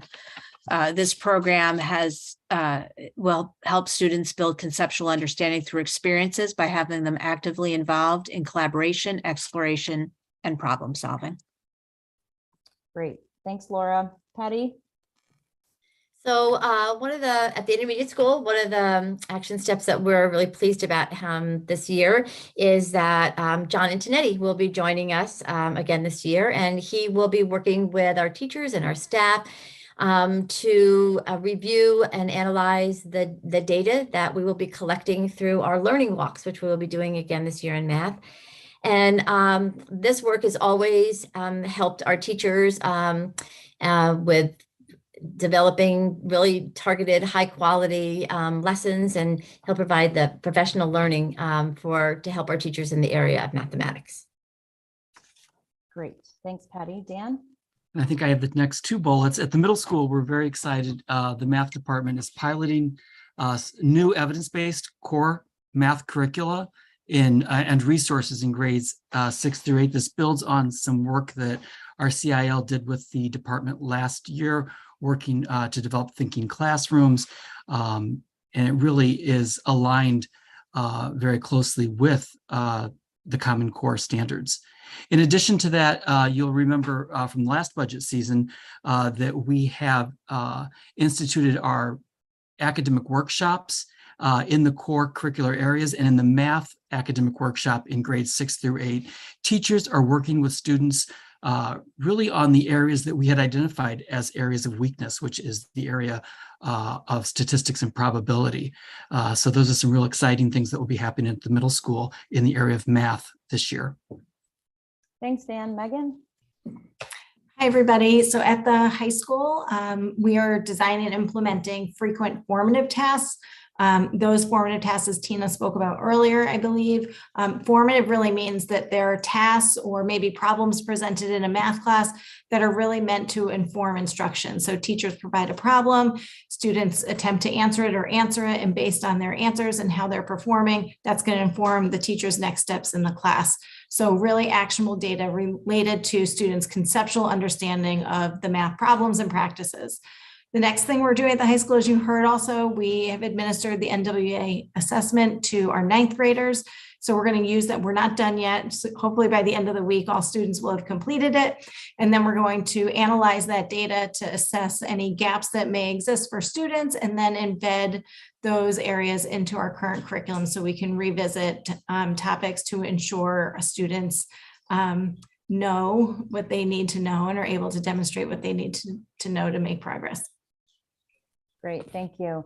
I just wanted to take a moment to recognize all the principals. When I joined the team about a month ago, a lot of this work had already begun, and I asked Lisa to take some time to just step back for a moment and realign and reassure that our district and school plans were there was a through line between our district goals as well as our school goals. And we have as a team really have been working countless hours and meeting multiple times, both as a group and individually, to refine and ask questions and make sure that we're all very comfortable with these goals and the action steps that we've defined at the district and school level. And we've taken a lot of time with our teachers on October 10th to really give them some opportunity to see themselves in these action plans as well, which the feedback was very positive. And I appreciate all the principals for really sticking with me on these tasks, because it is tedious at times. And sometimes, one word, talk about common language, one word sometimes changes and is interpreted in many different ways. And so I'm really pleased with how these improvement plans have turned out, and I hope you all will be as well. So thank you guys for sticking with me on that. The next section is reading. Oh, one other piece, just on the action steps, and I would have mentioned it with reading as well, but if you would look at the district and the school plans, there are a plethora more of action steps that our principals and we as a district have defined. We would be here for a lot longer if we all had to go through each one of those individual action steps. So I really asked the principals, as well as a partnership with Lisa, to really say which ones would be our most exciting and our most high leverage action steps that we really feel are going to move the needle. So that's where we landed tonight. And so these action steps are really just high level, high leverage highlights from our improvement plans. Okay, but there's a lot more when you actually dive deeper under the hood. The next section is on reading. So our overarching goal for reading is to ensure all students read at grade level or higher by grade 3 and continue to develop their reading abilities in grades 4 through 12, using reading as a tool to understand content across instructional areas. I am going to branch out the different goals for reading. There's one additional goal for reading here, because when you look at the lower grades for K through 2, we do not use NWEA in the lower grades for assessing right now. Right now, we're going to maintain the current assessments that we have in reading, because as you know, we'll talk a little bit further when we go to the action steps, that the state of Connecticut released guidelines around components of a comprehensive reading curriculum, a systematic and structured reading program that we will be evaluating this school year. So right now, we are going to maintain the current assessments and systems that we have in place with teachers to gather that data and analyze that data. So for kindergarten and first grade, we're still going to be using the Fontes and Pinnell assessment. In grade 2, that's when we transition to NWEA. In grades 3 through 8, we have our standardized assessment that we're using for accountability measures at the state level for grades 3 through 8 with Smarter Balanced. 9th grade is going to switch to NWEA as a predictive tool to ensure that we're in alignment with SAT performance. We followed the same structure that we did with math when we're identifying some of these values. We also provided you with some of the data from last year as well, to show some of the reasons why we chose to increase the percentages around 2 to 3%. Consequently, the subgroup as well is students with disabilities, and we also identified our subgroup goals in the same fashion that we did use with mathematics. The only addition here is, again, the Fontes and Pinnell assessment that is unique to K and 1. Tracy, did you want to add anything else here? No, just I guess the same note about that second and third goal, that it's really based on specific student performance. The 3% applies to the Fontes and Pinnell goal. Perfect. And we can, again, come back to any of these if anyone wants to look at them more specifically. We did provide each of you with a PDF document. We did notice that there were a few numbers that were wrong. They were off by 1%, they were supposed to be 3% and they were off by 1. And that's what Tracy mentioned, I believe, in both of the bullet items for subgroups. So we did make that adjustment on the slide. but we'll need to make sure that I will post this presentation. I believe I'm allowed to do that, right, Dan? I can post this presentation actually as a PDF document as well, so there can be a full reference later on as well.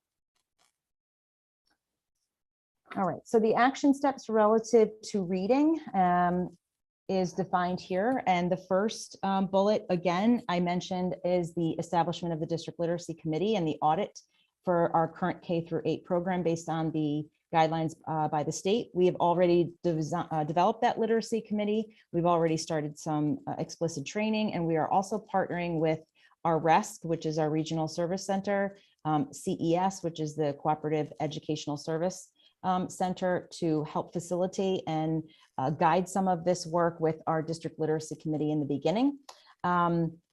And then we're going to do some additional action steps at the school level. And I believe the next bullet is Tracy is going to take that one, right? Yes, this is all about ensuring our reading, intervention, and SRBI supports are implemented at scale K-12, and that we are implementing those plans with fidelity. I just want to highlight here the importance of high quality early intervention as a first step in our process of supporting students, especially in the area of literacy. Great.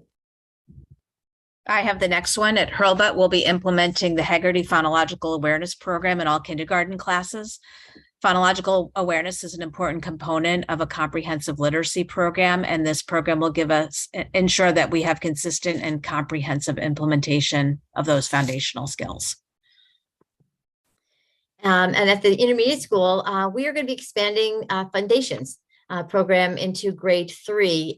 Foundations is a structured reading and spelling program that has been going on at Hurlbut in K-2. So this will extend that explicit word work that they have been doing and really truly helping our students in the areas of phonemic awareness, phonics, oral reading fluency, and spelling.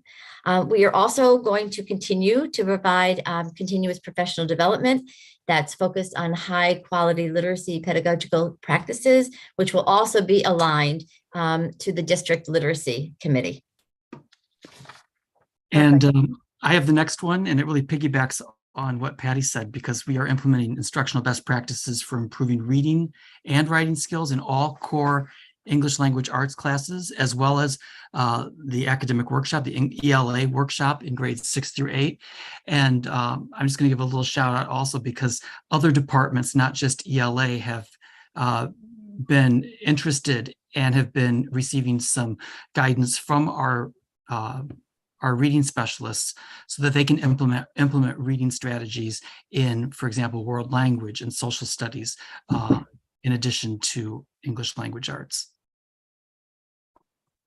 Great. Megan? Sure. At the high school, our curriculum partner groups, and those are the groups of teachers who teach like courses. So our 9th grade teachers, for example, will create their own baseline assessments and also use the data from the NWA to assess individual student needs and then build their interventions from there. We're also going to continue to analyze the data to inform our instruction, similar to math, look at the data we receive from the NWA and those baseline assessments to differentiate instruction as needed and to work in partnership to address the needs of our students. Perfect. Tina, I skipped one. Go ahead, Dan. I skipped the one about administering the NWA formative assessments, the interim assessment blocks, the IABs, and the focused interim assessment blocks that come from the state website. We're analyzing those results to monitor student progress, as well as to plan and implement appropriate instruction in grades 6 through 8.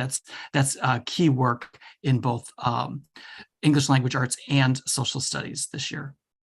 Yeah, I'm glad actually that you ended on that one, because some things that I might be anticipating some questions on the board and maybe even those watching at home is that the Foundations in the Heggerty program, I'm really pleased that we have those already in place here in Weston, because although those are not core curricula, they are really strong additions to a core curricula to help build foundational literacy skills for students. I'm really happy that we will likely get to keep those within our structure and within our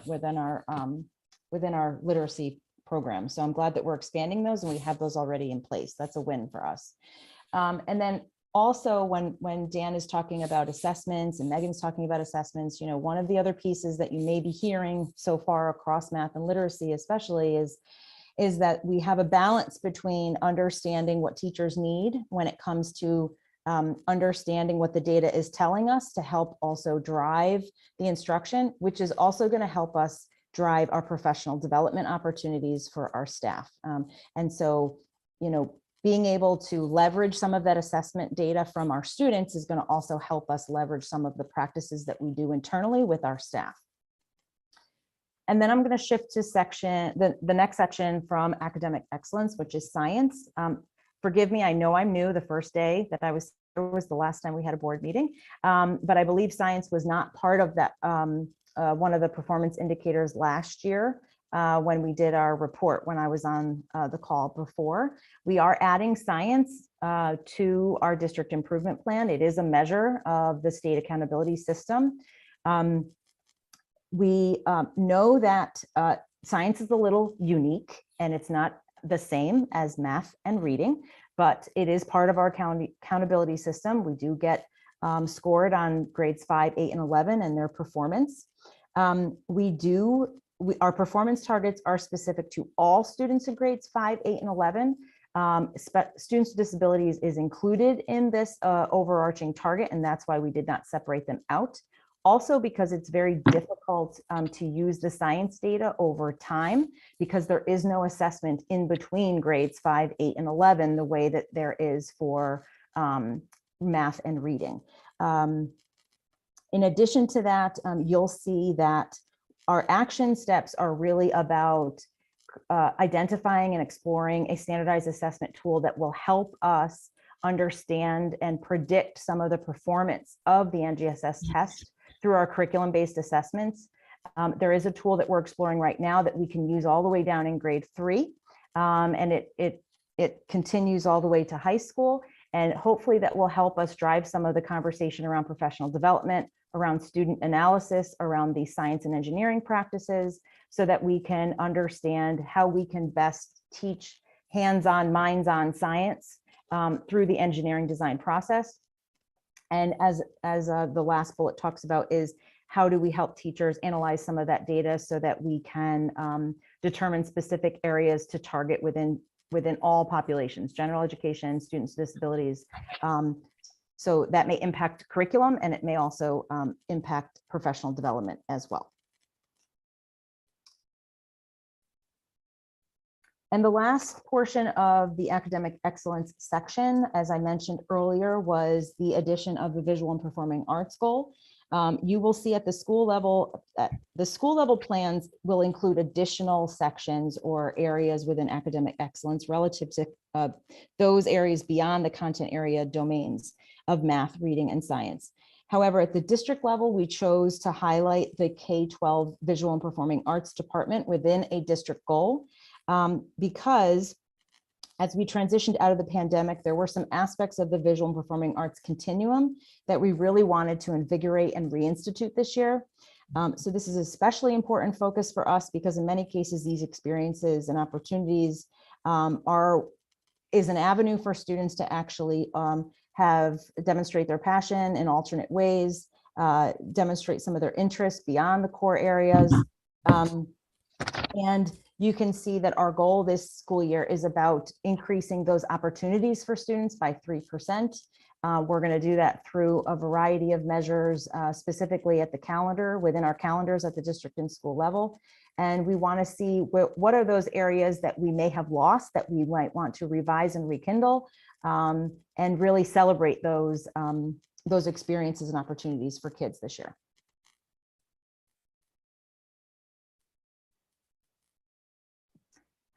The second section now, as we move away from academic excellence, we know is connected to academic excellence, which is a healthy learning environment. If kids are healthy and mentally present, then they will learn. And so we wanted to highlight this goal, and Tracy's going to take on this slide. Sure. I don't think I need to read the overarching goal to all of you. Within that, there are two primary performance targets, which address exactly what Tina was just referencing. First, the academic performance targets within reading and math. We really wanted to highlight that we want all of our students to find success in our plan this year, and our inclusion of subgroup goals and how we included them was a key part of that work. The other is, as you look through building level plans, you'll see specific social emotional learning targets within each building's plan that will kind of inform the work for the upcoming school year. That being said, I do want to highlight the first bullet point on the district and school action step highlights, which is reviewing and revising the district developmental guidance curriculum for preschool through grade 12. There is a curriculum renewal cycle. This curriculum is up for renewal. We have just started that work. This is something that's happening across the district. And when we're talking about the developmental guidance curriculum, we're talking about the curriculum that impacts all of our students. So of course, we have students who are getting individualized or small group support. We also, though, have our mental health teams supporting all of our students within the building and teaching skills proactively, and that's what's addressed through this curriculum. And then I think Laura is next. Yep, great. So we also, when you look at the school plans, you will see a healthy learning environment as a domain or a section in those plans. And so we wanted to highlight some of those areas in which each school is also going to be supporting the healthy learning environment goal. And Laura is going to talk first. At Hurlbut, we use resources and tools from the Yale Center for Emotional Intelligence. There have been some new resources made available in the last few years, so we will be exploring those, and we'll be implementing additional tools over the next 2 years in all of our grade levels. And at the intermediate school, in addition to our work with for emotional intelligence, we really are trying to focus on bringing back that really positive learning environment and positive school spirit. And so we are trying to implement more school spirit days, but bring back some of our assemblies again that we used to have, and bring all of our student body together. So we really are looking at, class community, grade level community, and whole school community. And at the middle school, in a similar fashion, we're looking at, the post-COVID environment and the ability to bring back speakers to help address some of the challenges that adolescents typically go through just as part of their normal developmental growth. And we've been forming partnerships with the middle school PTO as well as ADAP to bring forth some of this programming. In fact, this Friday will be the first when we have interactive educational theater who will be performing for us at the high school auditorium. And it really is an anti-bullying program that students will get to participate in this Friday. And as a high school, we're really looking to more clearly define our advisory program. And we say curriculum, it's really like how we as educators in the building are defining that curriculum to include all of the different topics and programs that we use, and we want to implement them consistently and programmatically through our advisory program. And that would include the dialectical behavior therapy skills that counselors certainly employ and our health teachers employ, portrait of the graduate work, our positive behavior interventions and supports program as well, and identify other programs to support the mission of advisory. Great, thank you all. So that concludes section 2. After section 2, now we're going to get into more of the district specific departments. From here to the end of which is section 6, really focuses on the district level departments, and we will be joined by the directors of each department. The first is Dan DeVito in the technology department. He's going to go over his overarching goal and some of the collaborative targets that we have that are going to be working across from technology to curriculum and instruction as well. All right, so our goal and our performance targets for technology revolve around 3 main pieces: data, curriculum, and infrastructure and equipment. The first one is we want to increase the use of data and data analytics, and with the use of data to support the district goals and school goals. And we're going to continue the use of Tableau and working with district leadership, curriculum leaders, staff members to help design and make sure the data visualizations are giving everybody, all stakeholders, the data that they need in order to make informed decisions. The second performance target is to make sure that our units of study are aligned against the ISTE standards. This is a long-term goal. We're starting with the media specialists to make sure that the media specialist curriculum K-12 is aligned with ISTE standards.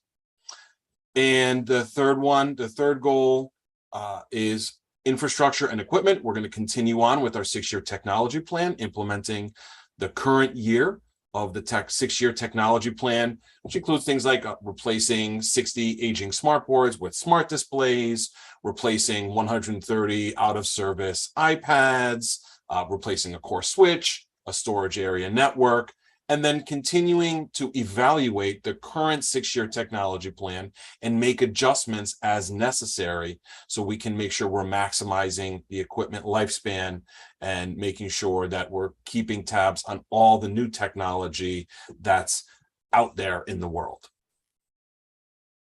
Thanks, Dan. And as Dan mentioned, those district and school action steps are really in partnership with the school goals as well, and how Dan and I can better service their needs, especially when it comes to data analytics and visualizations, and helping them answer some of those questions around what is this data telling us, and how do we respond to it, and how do we adjust and monitor and adapt our instructional practices. So that this is going to be a really awesome partnership. I love doing this stuff. Really excited to be able to use Tableau again. I'm really excited to be in a district that actually has Tableau again. And I think just to highlight the K-12 units of study, this is, as Dan mentioned, a long-term goal to transition all of our units of study to the ISTE standards. Our first step in that process is to audit and understand what we currently have so that we can make adjustments and evaluate our next steps. Thanks, Dan. Yep. All right, the next 2 sections in our district improvement plan. The first is a partnership across human resources and finance. And I think Terry's going to start us off. Absolutely. So you heard Dan talk about data, and you heard Tina talk about sort of overarching goals for the group. For the overarching goal for human resources is really to work with finance to improve our system efficiencies. So back in June or July, we upgraded our Munis system. Many of you may know Munis is the HR and finance system. I think Phil would call it the finance and HR system. But to really look at how HR and finance kind of work together, how we process things, how we can build efficiencies with our Munis upgrade. For human resources, data is vital. I need to know, we need to know as a district who we have, where we are, and what those resources are. So working with Tyler Technology, we're going to start kind of reviewing our current processes. What does each group do? And then really look for Tyler to make recommendations on what would work. And then we look to implement those recommendations. So implementing specific things in HR, I'm really excited about. Things like position control or things like whatever Tyler recommends would be really exciting. So that's our overarching goal for human resources, to really build those efficiencies and working with the finance department so that we can work smarter and definitely more collaborative going forward. There's also other parts to Munis, which I'll let Phil kind of go into. All right, so for finance, as Terry mentioned, we're really just trying to be more efficient and try to focus a lot more on data. It's been quite some time since we were on version 2011, so we're hoping that this upgrade that we have with Munis will pretty much lead us in the right direction. We will be partnering with Tyler, similar to what's going to happen within HR, for Tyler pretty much to show us the way forward. We will take their recommendations and review those recommendations and implement and train the staff on the use of the new programs. Perfect. Thanks, Terry. Thanks, Phil. The last two sections, Lisa is going to provide an overview of the goals around safety and security, as well as building facilities and operations. Lisa?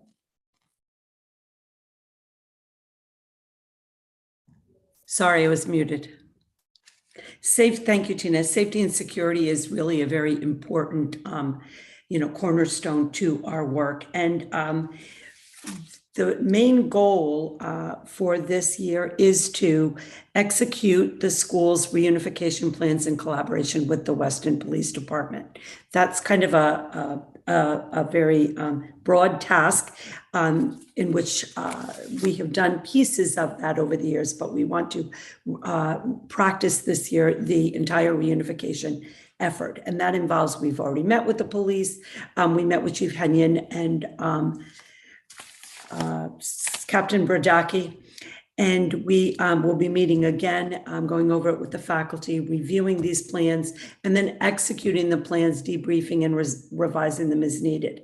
I'd also like to take this opportunity that there are many components, if you will, to our safety plan, and we quietly and systematically review every component throughout the year. It's a very important practice. We don't speak a lot to it publicly, quite frankly, because that's also part of our safety plan. But please rest assured that we take it very seriously. It's embedded in our work. And this year, the big goal is around the school's reunification plans. And basically what reunification is when a school or multiple schools have to leave their buildings, how do we reunify students and families in the most calm and seamless manner?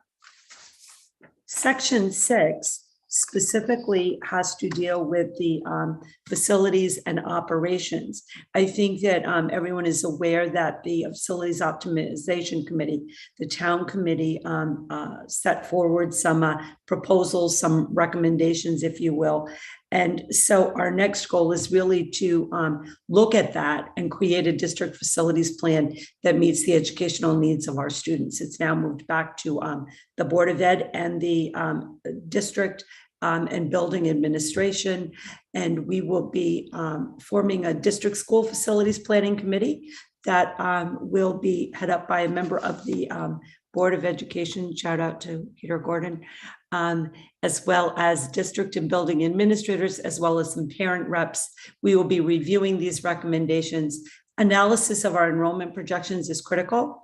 And that presentation for SLAM will be on December 5th. That's an in-person meeting, in-person Board of Ed meeting. So if you would like to join us at 6 p.m. at the middle school library, but then analyzing those projections and creating an appropriate plan for the facilities and proposing it to the town administration. Thank you. Thank you. So as we discussed in the beginning, the access to all of our district and school improvement plans will be available on the web by the end of the week. I will also make sure that I can put this full presentation as a link underneath that as well. You hover over the About statement, the About menu tab, and district goals is down a little at the bottom, and then just make sure that you scroll down to the bottom where you see a template for the direct links to each of those plans.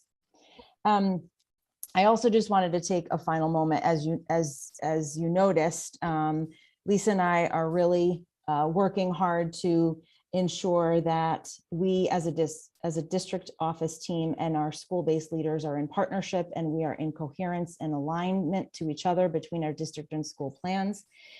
We started this work this past October during the PD day, and I was a little giddy because it was the first time that I was able to fit all staff in one room. I've actually never been able to do that, and that was really exciting, and we're very fortunate to be able to have that opportunity to connect with all of our teachers in the district at one time, so much so that we like it. We're going to do it again, and I'm really excited for that to come in November. And at that time, it's really nice that we're able to convey our message about the importance not only of being able to connect with each other, but also with ourselves, and reinforce this work around the importance of connecting not only to the work at the district level, but also at the school level and then at the teacher level, that we are one school system, we are aligned and coherent. And we left that morning session with this diagram and this picture about building a one boat culture. If you know anything about crew, I didn't, and this was quite interesting to me, that actually when you look at a crew of 8 rowers, it looks like they're actually doing all the same thing, but they're not. Each seat has a specific job and a specific task in order for the success of that crew to be successful in a race. And if you actually were to remove those individual rowers and put them in separate boats, they actually would look very different because their training and their styles are different, very similar to what you may have seen tonight. That even though we all may have different styles and different ways of presenting or doing things, the key is when we all get in that boat and we're all rowing in the same direction, that's when we win that race. And we hope tonight's presentation provided you with a sense of what I know will be the first of many examples of how we as a district and school leaders are committed to this partnership and focused on a team-based approach to this work, because we're all rowing in the same Weston Public Schools boat. So we are going to open it up for questions.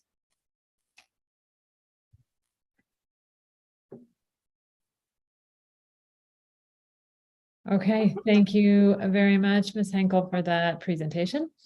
At this time, we'll open it up for questions from the board members. I have a question. Thank you so much for that presentation and all of the hard work you've been doing. You can really see it when you're looking at all of the goals, how thoughtful each one of them was, and very specific and very measurable, which is such a great direction for us to go in. I'm thinking about the math and reading goals. And I noticed as we look towards, I guess you'd call it a measurement towards goal, or those performance targets are primarily based on minimum thresholds of what we hope to accomplish. I wrote down one really quickly. We want 80% of the second graders in reading to be above the 56th percentile. Now, looking at that population, if we get 80% over that bump, is there any thought about setting goals for how much higher we want subgroups to be within that, or you know, above our minimum threshold? So we've done a lot of work, it looks like, about making sure that we don't let any students fall through the cracks. But do we have systems in place goal-wise to make sure that we are pushing our students who are in the middle towards the top and our students who are in the top further towards the top, or to maintain that top performance? Yeah, that's really great question. So first off, these district goals are a combination of many grades put together, right? Where the rubber meets the road, to be completely honest, is when the teachers are starting to really dive deep into their individual classroom data and look at their overarching goals for their class, looking at their subgroups, but then also looking at individual performance as well, relative to some of these assessments, not just these assessments, but also formative assessments in the classroom.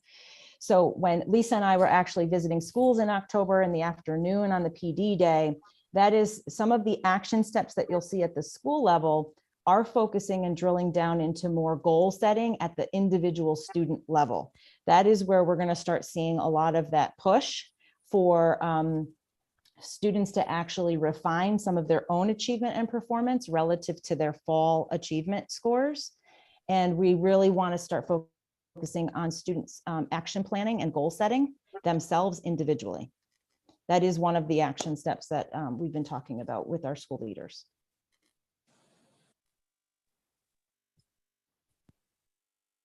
Tina, can I ask a question?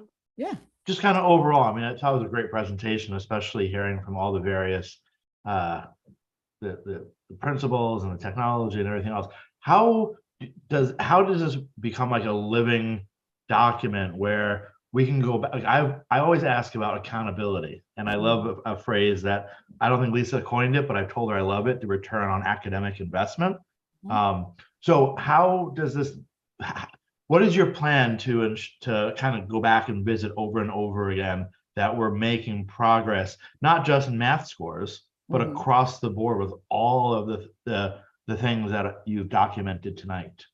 Yeah, we just actually had that conversation today around the fact that a living, breathing document means to regularly look at the data when it's available, and to also be in partnership with our schools, because that's going to be some of their responsibility as well.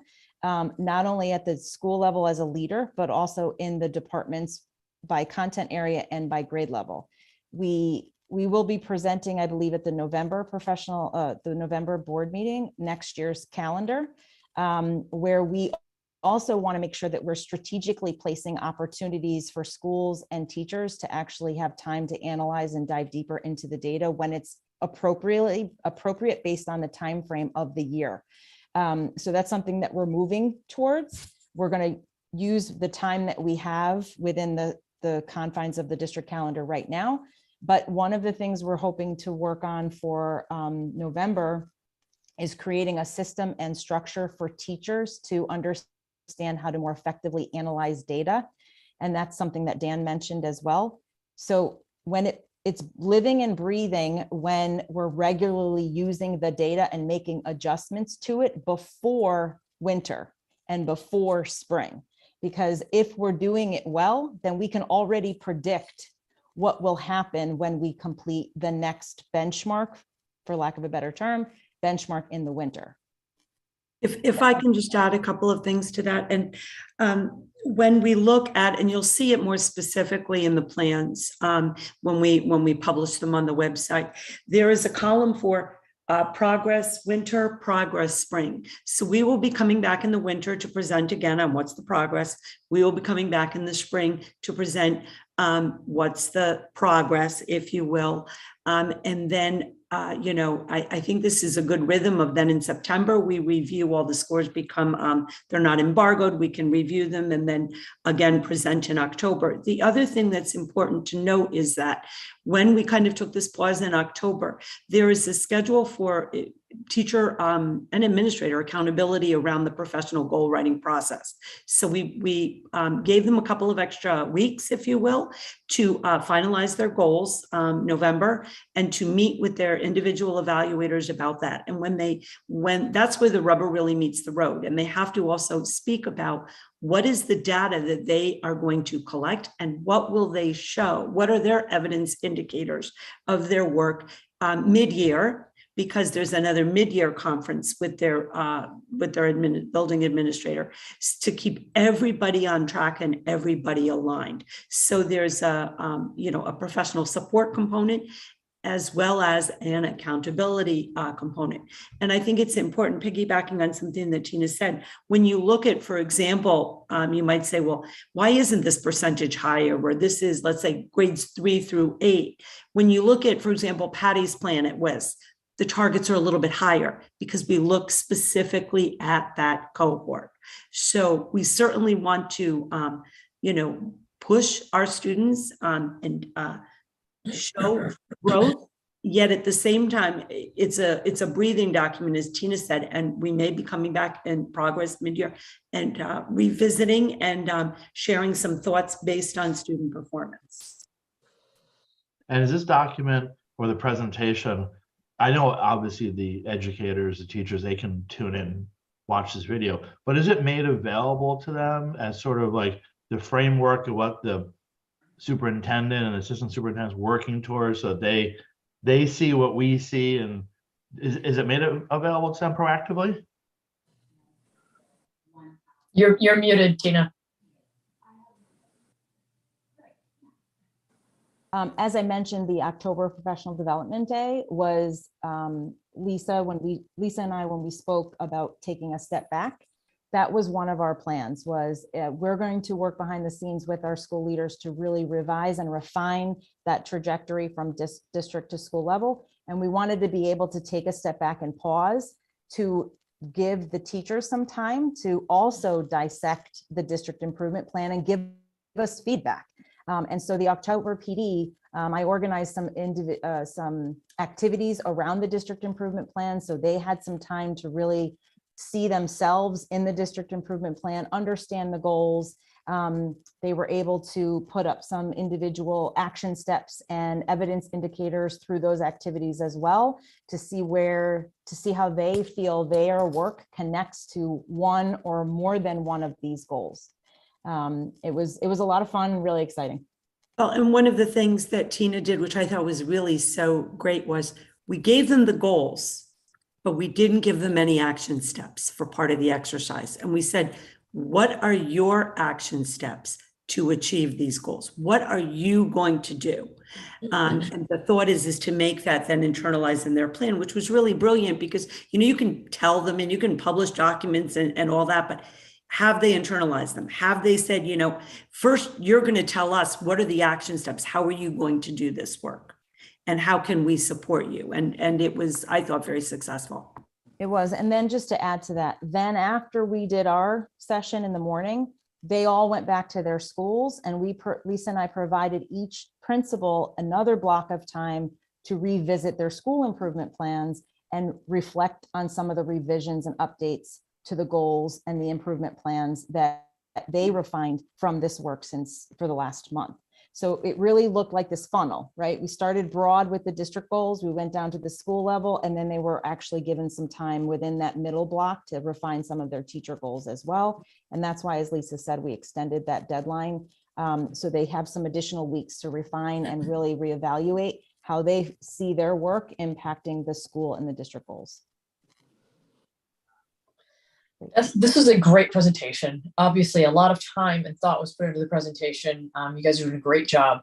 I saw in the action steps, there are quite a few action steps that are existing, that have been existing for a while. We talk about tightening them up with percentages and things like that. Was there anything brand new that was thrown into any of the action steps, something that hadn't been a part of how we're going to get to the next level? Can you think of anything in particular? It's kind of a broad question, but I'm going to throw that out to my colleagues because it was all brand new to me. I know that just in general as a district, the Tri-State Consortium is something that will be revisited this coming school year. And one of our biggest tasks, as everybody knows, is the transition to a comprehensive and systematic literacy program K through 8. That's quite a large undertaking for us as a district. We're going to follow up on that in upcoming meetings to give you more details on that. But that was a very large initiative that's coming down. But if anybody else wants to add. I just want to make sure everyone knows that's an initiative from the state of Connecticut. So the timing is very good. But the state of Connecticut is telling us we really need to do this. But anyone from the team want to add? I would just say at the middle school, the math resources that we're piloting are new this year.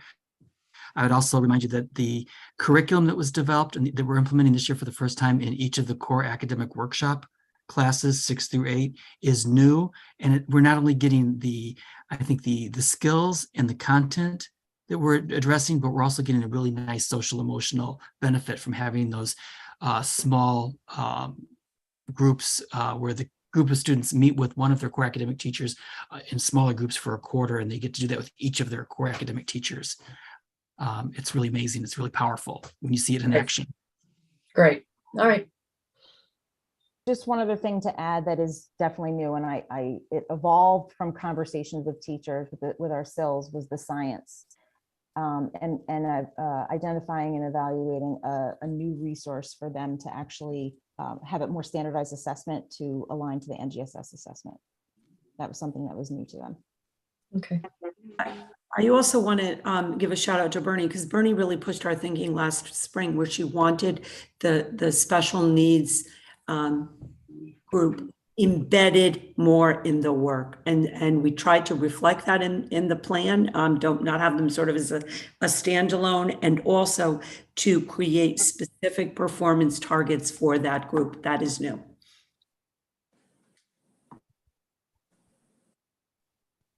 Any more questions, or can I ask my math questions? Go for it, Peter. So yeah, thank you. Very, very good. It's really allows me, and I think my colleagues, to dig into this and understand some of the dynamics. So I think when we had our presentation, particularly about 6th and 7th graders, they were really struggling with like pre-algebra, right? So I didn't really say anything specific there. I think it may be folded into some of the curriculum changes, but I mean, that would be sort of the flagged area for a very specific goal. I was wondering if that could be addressed. And then I have a couple more after that. So I'll let that get addressed first. Dan, maybe you want to share some of that in your specific school plan? I'm sorry, I'm not sure I understood the question around It was pre-algebra. about, yeah, it was about the standard level math in 7th and 8th grade, I believe. Oh, okay. Yeah, so our goals, yeah, definitely we have separate goals for the grade level math because our pre-algebra in 6th grade, we anticipate virtually 100% of those students to be at goal or above. The same is true with algebra and geometry in the middle school, but it's the math 7 and the math 8. So we have dug deeply into that, not just at the school level and the grade level, but also the individual teacher level. And teachers are setting their goals based on the students they have, helping them meet the growth that we need them to meet so that we can still achieve the overall district goals. So it's been very helpful that Dan DeVito has come and met with my teachers, and they have access now to Tableau, which had never been the case before this year, where at the teacher level, they can get in and look at the data and use that in their curriculum partner planning. I could go on and on. When you get into the individual parts of our plan, we have specific, we've developed a schedule that allows for that curriculum partner time and allows for whenever there's a special education teacher who's co-teaching with the regular education teacher, that they also have common planning time to develop lessons and work on units of instruction. Was there something else, Lisa, that you wanted me to talk about? It's also a pure team model now, correct? Oh, yes, absolutely. Yeah, that's the big huge thing across. So the distillation is that you have like a targeted effort here for the parents who are listening, right? And that's where I was going. That was identified, and it's just like you drill down right to that. Excellent. My second math question, this is more general. I was wondering if you creatively across the district think about imbuing or permeating extracurricular activities, right? Sorry, stumbled over that with math. I mean, here you have performing arts, but you have to do your algebra equation to get the dance steps right or something. I don't mean go that far, but I mean there's opportunity in WOW and in other moments during the course of the school year, actually, and even before the school year, to imbue this mission, right? Because if this is the primary number one mission, it seems we should take the opportunities wherever we can to just drive it home, right? So I don't know if anyone can address that, or is that forthcoming? I can talk about it again because we address it in our action step under social emotional learning, but it ties into academics. We have a robust co-curricular program, especially with robotics, with our math competition. We have a hydroponics group. We have several groups that actually use math. I'm not sure how much Dungeons and Dragons uses math, but if there's an opportunity, they certainly do.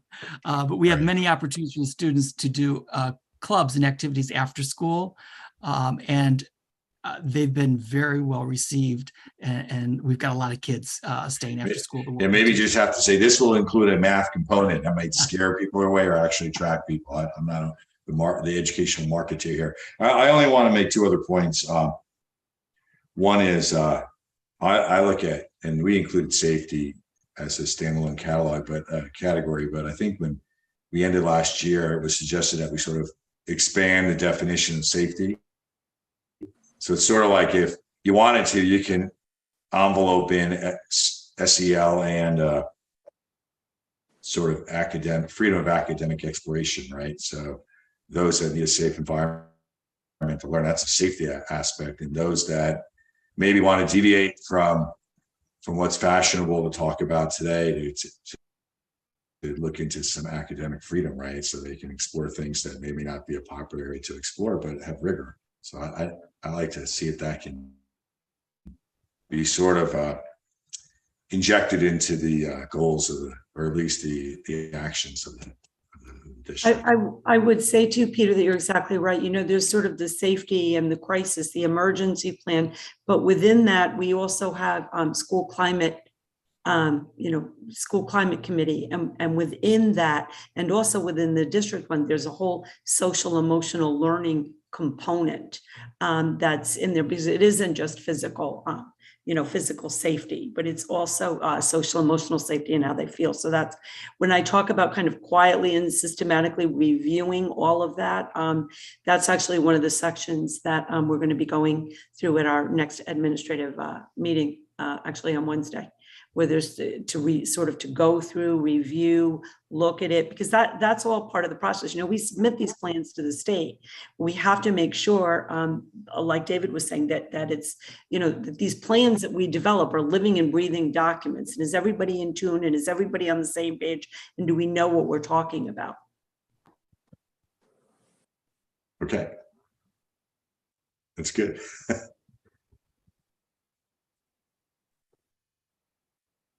Just building Okay. off that, I have one more No. question. Oh, sorry, do you want to go first, Melissa? No, please, you go first. I'll follow. Okay.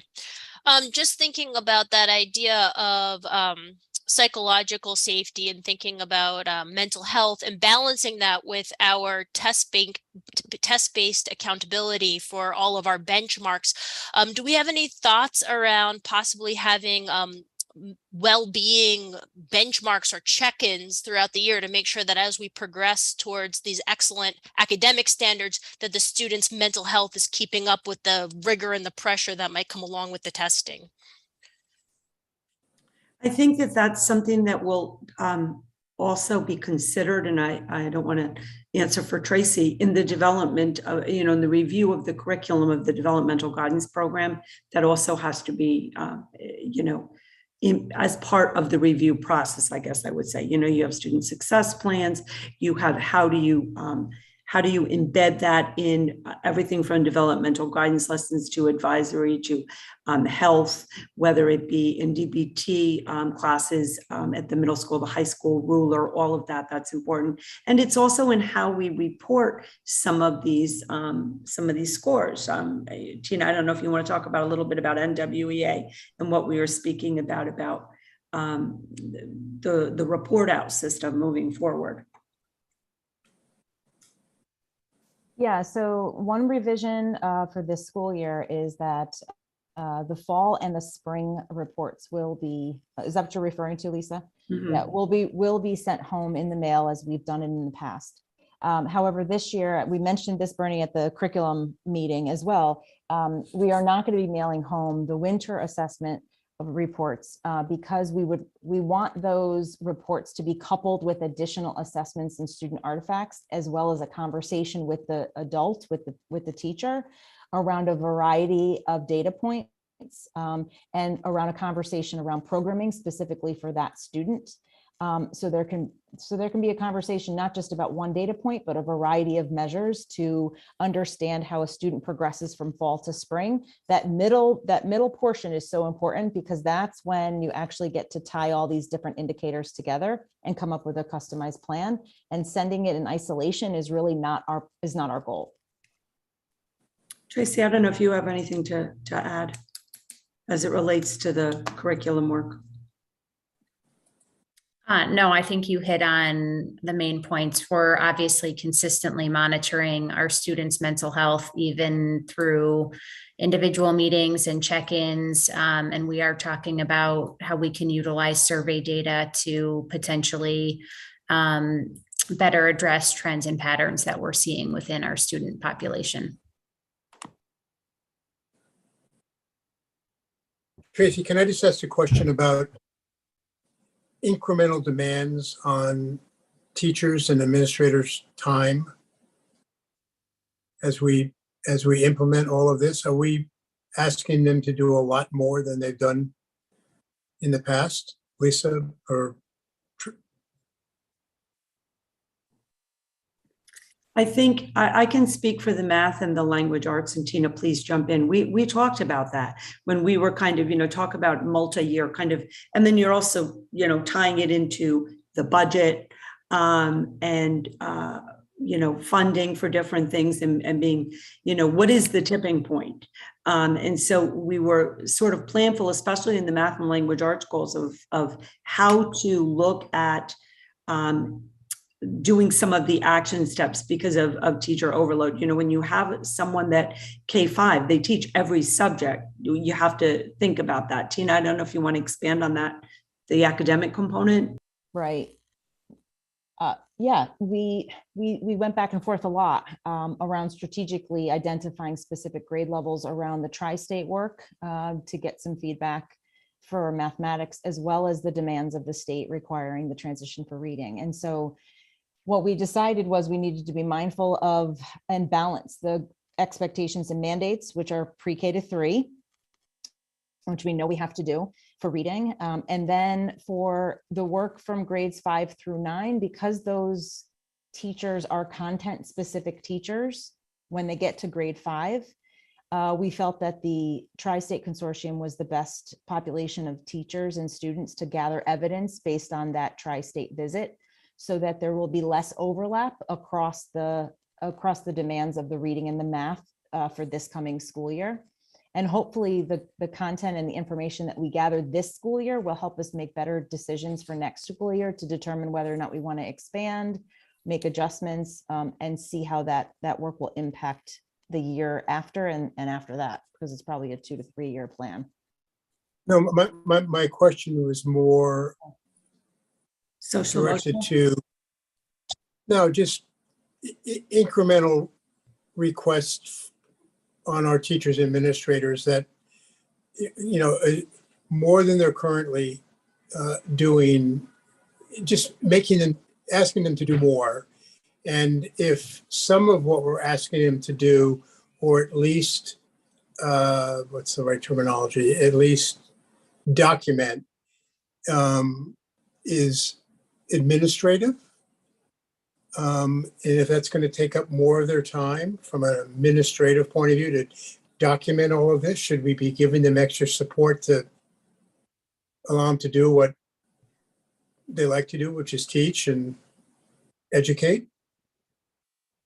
I don't know. I'm not sophisticated enough to know what all this means when you package it all up, but it sounds like there's a lot of, I mean, there's even things here that are not written, like even some of the demands of special education with the state requiring to transition to CT SEDS, right? So I think that we as a district team, in conjunction with our school-based leaders, we're trying to balance the time that we're given for within our calendar at the district level to be very mindful and purposeful of which time we're given for what, because we have to balance the curriculum expectations, the state expectations, and be able to build capacity internally to meet the needs of for professional development for the teacher. So we're trying. But I guess that's my point. My point is we're asking our teachers and administrators to do more. And is there anything we can do to help them? Do we need to accomplish what we're attempting to do? Do we need more clerical help or administrative? Yeah, I understand what you're saying now, Steve. And I will say this, as we move forward, if certain areas become like too much or a tipping point, then that's why we do progress. And we might have to kind of reevaluate what we can do. Our biggest challenge,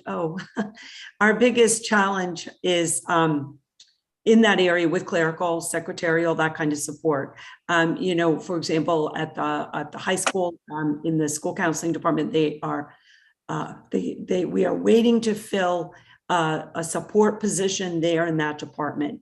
And we have someone in mind, but it's kind of someone internal. And, then there's the effect of who's going to take over that person's job. We're still looking for one of the schedulers for special education. We still haven't been able to successfully hire that position. We have the CT says, Tracy can speak to it in her update, that's taking a tremendous amount of time. And this is an unfunded mandate. When a teacher tells me, normally it takes me 2 hours to do this IEP in this system, and it's taking me 6, that's really hard work for the teacher. And, you're trying to train, to get them that kind of support. We have to keep watching it because, when you talk about social emotional learning and that kind of mental health, we also want to remember the adults that are doing the work and helping support them in any way we can. And we're constantly monitoring it, and I'm very cognizant of it, I guess I would say. There have, it's been challenging. It's 9:00 at night. There are people on this call that have been in their building since 7:00 in the morning. We have. That's why I'm going to let them go at a certain point in the meeting. I just want, as a board, our board, to be sensitive to, the time that we expect our administrators and our teachers to put in to deliver the quality of education that we want. And if there's a way of, of assisting them in that, as we go into this next budget season, we're not too far away from that. Let's just have a fulsome conversation about it. Sure. It's not, there's nothing wrong with spending money to get an outcome that we're all striving to get. Right. And if that means it's another couple of people or whatever it is, that shouldn't be the determinant. The determinant should be what does it take to get to the goal we're trying to achieve. We appreciate that. Thank you. And we have had those conversations, and we're starting very early. We're actually starting next week with the principals to talk about that very thing, because we have staff right here, for example, that might be a 10-month support staff in the main office, that just by making them 11 months can help alleviate some of the things. It's paying administrators to be clerical support is not the best return on our investment. So we will be looking at it very closely. Okay. Thank you. Thank you for supporting that.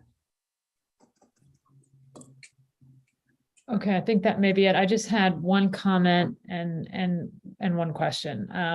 Comment, I just wanted to piggyback on Bernie's statement about social emotional learning and some of the pressures associated with the increased testing. I think that those are valid concerns. I'd also like to put into the goals, or to frame how we think about this, some of the work that ADAP's doing and the Weston Community Coalition with respect to substance abuse issues that may be relevant to students that are feeling social and emotional pressures or stress.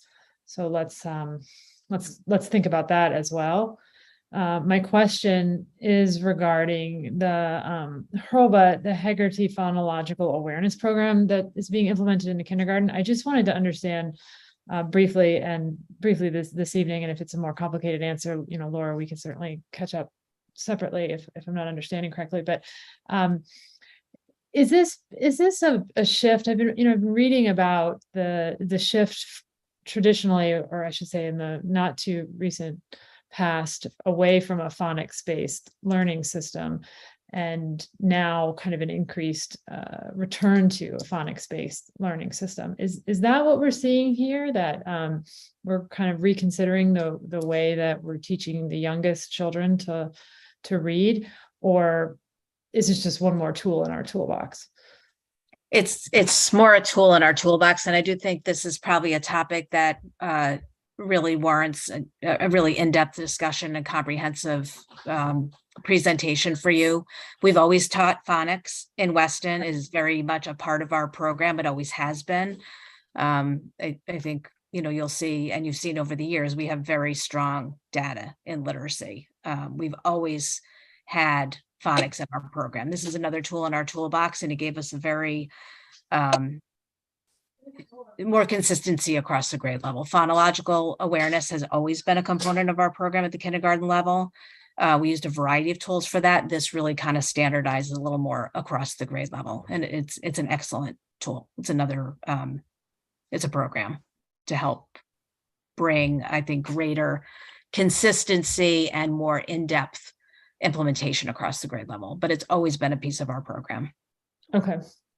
And I would very much like to be be a part of that conversation. I think there's a lot of information out there right now, and I think we need to really have some very thoughtful conversations about. Yeah, let's think about that, Bernie. Maybe we can put that on the agenda for one of these curriculum committee meetings coming up. I think it's something we should all be a little more knowledgeable about. Okay, thank you. Well, and I think that's going to come out of the district literacy committee work. Great. And I think that we need to have that at a presentation on that on another board meeting as well. That sounds great. Okay, well, this was a very thorough presentation. Thank you, everybody, for your hard work. It really shows in the goals and the action steps and the measurable outcomes. So it's a lot to digest. And for those watching at home, the action steps that were highlighted this evening are here in this presentation, but as Ms. Henkel indicated, it will be on the website with more detail as to the other action steps that we didn't even have time to go through all this evening. So if anyone's interested, that will all be available on the district website. All right, and with that, I think we'll return to our agenda. And Lisa, I leave it to you if you know at what point you need to tell people to leave. Well, not next, because Megan Ward is going to speak to us about the NEASC. Just a quick update on NEASC. My mistake. We'll go to NEASC. Thank you. I don't know who's in charge of pulling up that presentation, but whoever is, please pull it up. Am I in charge of putting up the presentation? I can do it for you, Megan, if you send it to me. I can do it. I'm sorry, I thought it was Mr. DeVito. Maybe we got our wires crossed. I'll put it up. Give me just 1 second. I wasn't aware. Hold on one second, buddy. We'll have to figure this out. I'm happy to share it. I just have to choose my tab. You want me to share it? Nope, I'm on it. Okay. Thank you, Dan. 1 second.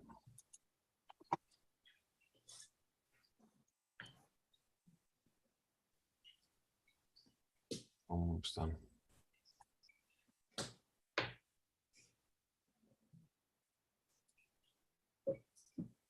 Okay.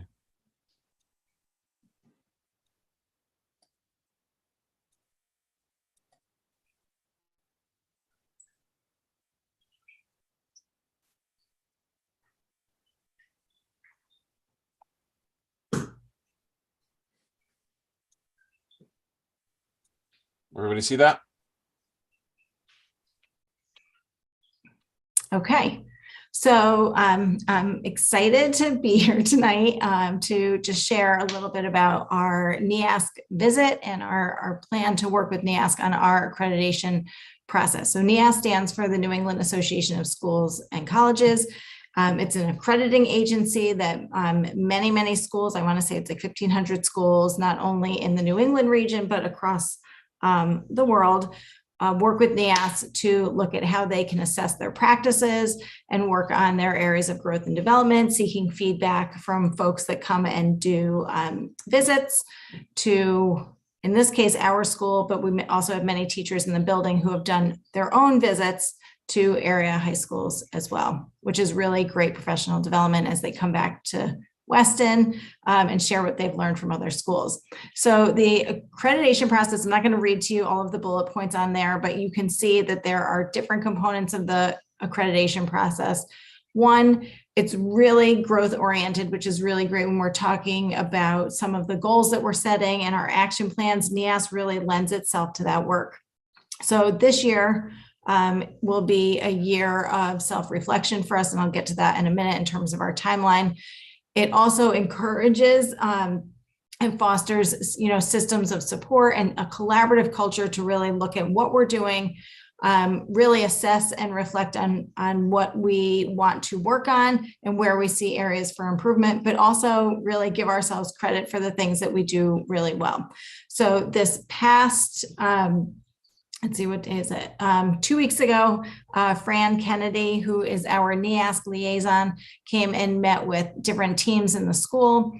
And he also met with our faculty as a whole to discuss our work this year in terms of, this is our self-reflection year. And in the spring, we will also have a, what they call a collaborative 2-day visit.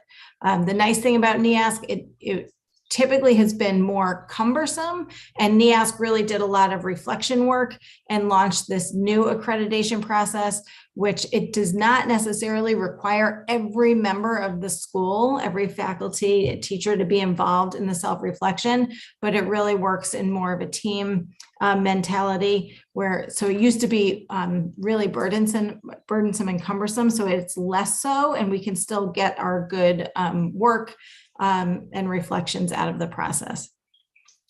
The new plan also, as you see in that third section on the accreditation process, it integrates more fully with school and district priorities and state requirements.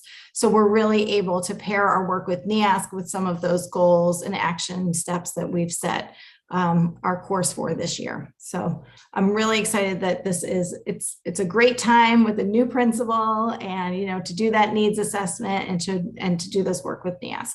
Go to the next slide, Dan.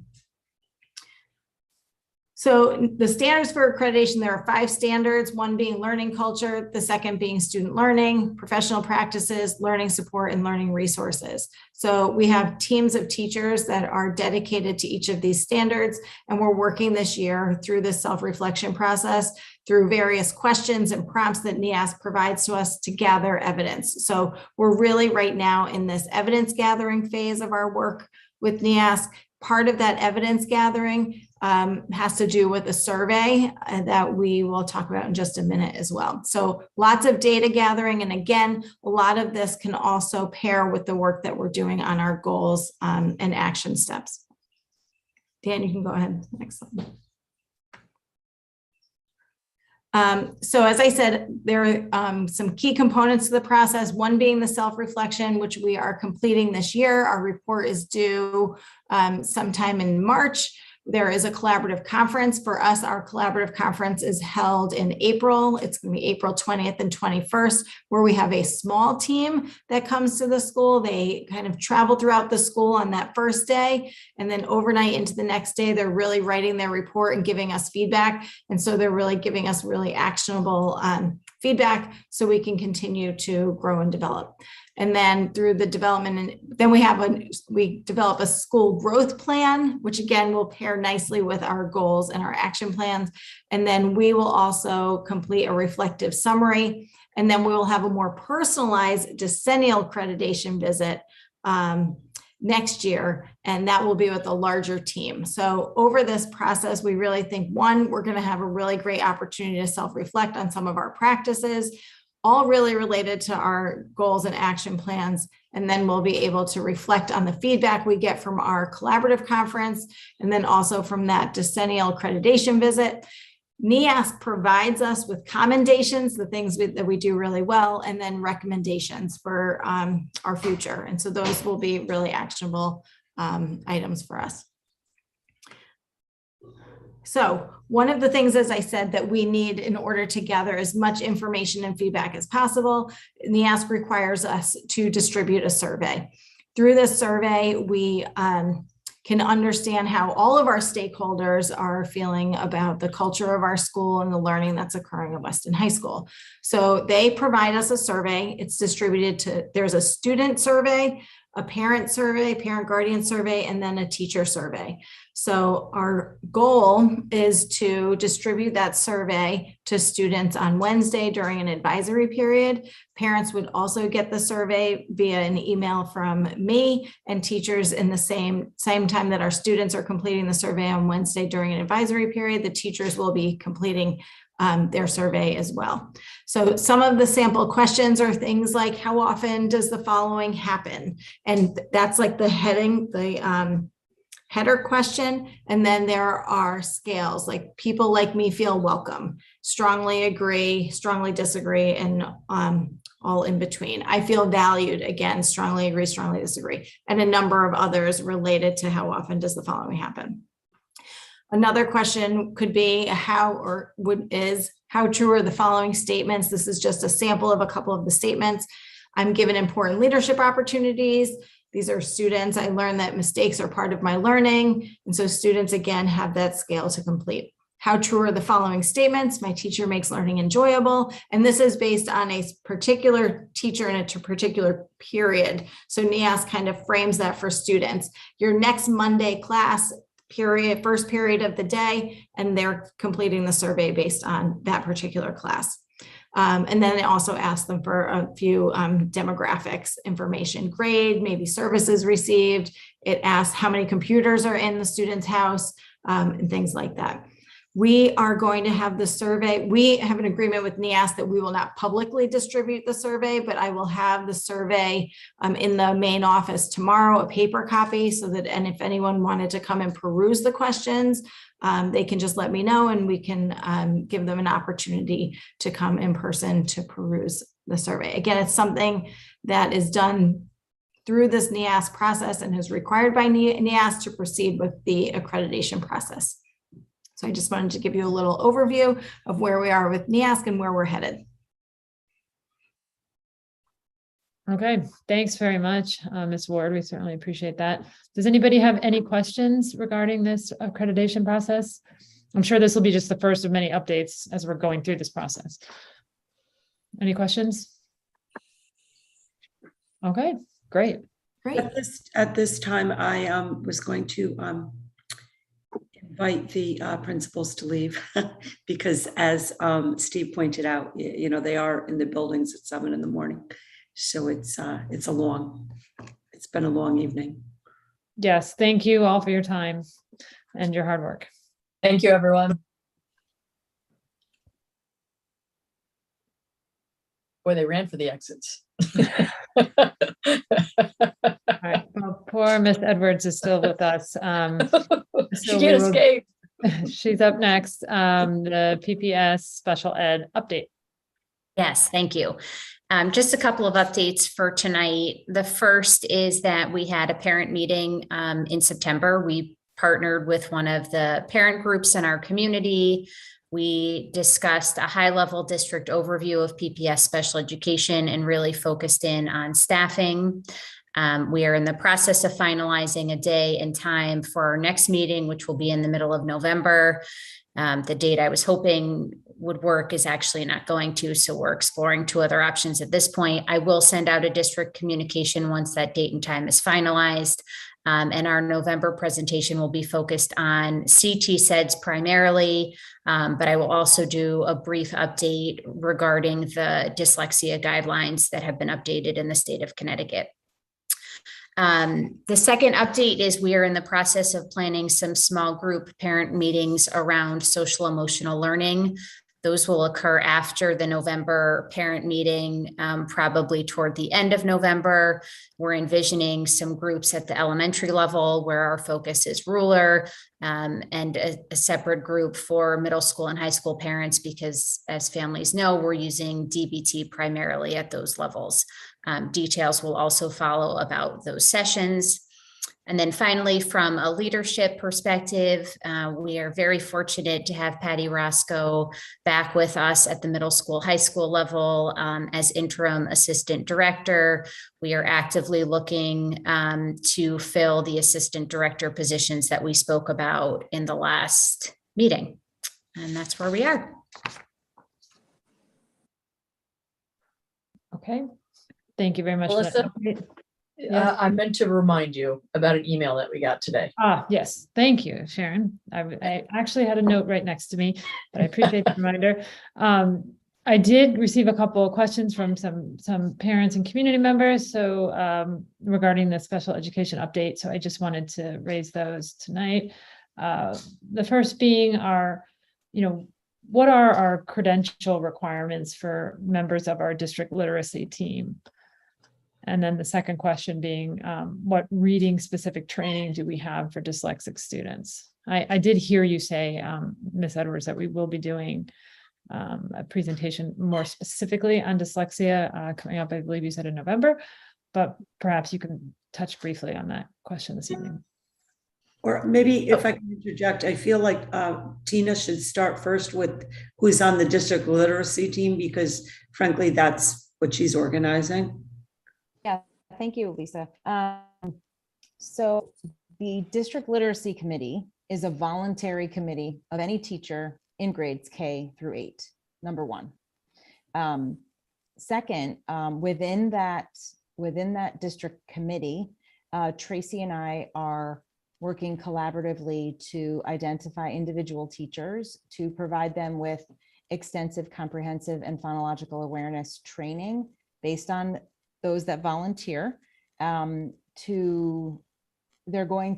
7 of them right now on that team that have committed to the time and the practicum that go along with this intensive training through the Institute of Multisensory Education. It is a tiered professional development process that follows a series of, there's 7 days of extensive training around literacy, and followed by a practicum where they actually have to transfer what they've learned into the classroom in order for them to get the credential for the training, which they've all agreed to do. So they will be members of the committee. We also have members of the committee that have their reading certification, whether that be degrees explicitly in reading or reading consultants and reading certifications that go above and beyond the teaching certificate as a classroom teacher. In addition to that, our district literacy committee will kick off this week with consultation from, as I mentioned in the beginning, CES, which is Cooperative Educational Services. The director and the literacy specialist at CES will be in partnership with us to provide an overview of why we're here and why these guidelines were established by the state of Connecticut based on the science of reading research, and starting an audit of current programs that we have in district that align to the science of reading research and the guidelines that are outlined by the state.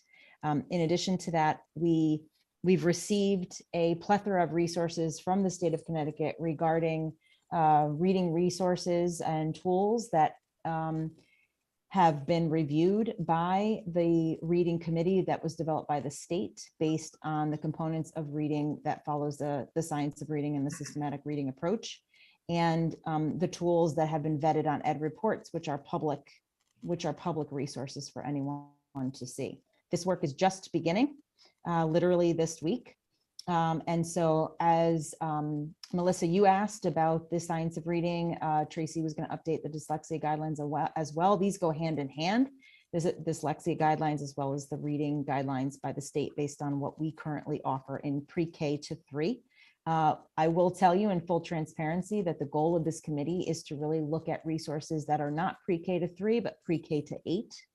And what those resources look like that are developmentally appropriate to ensure that we have evidence-based and research-based programs and tools for all students in pre-K through 8. Okay, thank you very much. Does anybody have any questions on the PPS special ed update? Okay, thank you for that. We'll move on then to the next agenda item. That would be the discussion and vote on the 2023-2024 public school district calendar. Thank you. So this calendar is a draft. It was put together and shared with a variety of stakeholders, if you will. It was shared with the Western Teachers Association Executive Board, with our AFSCME Executive Board, with the district, the WA, the Western Administrators Association. I also spoke to the PTO presidents, and they got feedback from key members of their board. And I believe I sent the draft out a little bit early to you guys. Basically, there's just a couple of highlights I want to point out. And if you look at the calendar, we still have, it's 180 days for students, 187 for certified staff, which gives us 7 in-service days. And I think Tina spoke a little bit to this. We have strategically placed some of these days. We looked at it from an overall district perspective of frankly, what we can get the most out of by positioning them where we did. So a couple of highlights. You'll notice that in October, we have an early dismissal on Friday, the weekend of Columbus Day. And then Columbus Day we have off. That early dismissal was strategically put there because the early dismissals relate specifically to data analysis that we think is very important with our teachers and our goals. And we'll be getting a lot of our baseline data. It came in just now. So that's why that's there at the beginning of October. Then we have another one at the very beginning of February. You may recall, we used to have it in December. I think, doing a early dismissal in December is just, it's not a good time of year as far as people's mindset around that. And in early February, midterms are over, and we can again engage in that so important data analysis to inform instruction. Then we have another early dismissal actually in March, towards the end of March, that will be put to good use as well as far as looking at student progress to inform that instruction. We have a full day in May on the 17th. Well, let me back up. We have a full day on the 26th of February. We actually kind of took this idea from the Westport calendar. It seemed to work well that there is a February break. And then that Monday, staff comes back and we'll have a full professional development day. And families then get sort of that extra little weekend or day to return if they are traveling. I like this better than we used to have a day in January, and January is not good timing, especially given the fact that we just came back from the vacation in December, as well as with midterms. It wasn't good timing. So we moved it to February. Then we put one in May on the 17th. And one of the PTO presidents said, that's the big question. Why are we having it on Friday, May 17th? And we thought that would be an important day for a couple of reasons. Tina, maybe you'd like to speak a little bit to what we would like to do on that day with our entire staff. Absolutely. So the full day in May will be to prepare for the following school year. So there will be a combination of data analysis protocols that we will expect schools and teachers to engage in. But then also, very importantly, we're looking ahead to the following school year to prepare for goals and goal setting and action planning to prepare for the following school year, so that we don't waste any time to enter into the summer, so that we are more prepared before even August hits, with understanding where we're going in the following school year. If I could add too, just one piece, Lisa, the February full day professional development, we know we wanted to institute some opportunities for choice at some point in the professional development calendar. And that's where we saw one of those days to live within the choice for teachers, the February date. One of the added bonuses in May is that's also when the teachers are wrapping up their reports on their own goals, that they submit that accountability piece to the administration.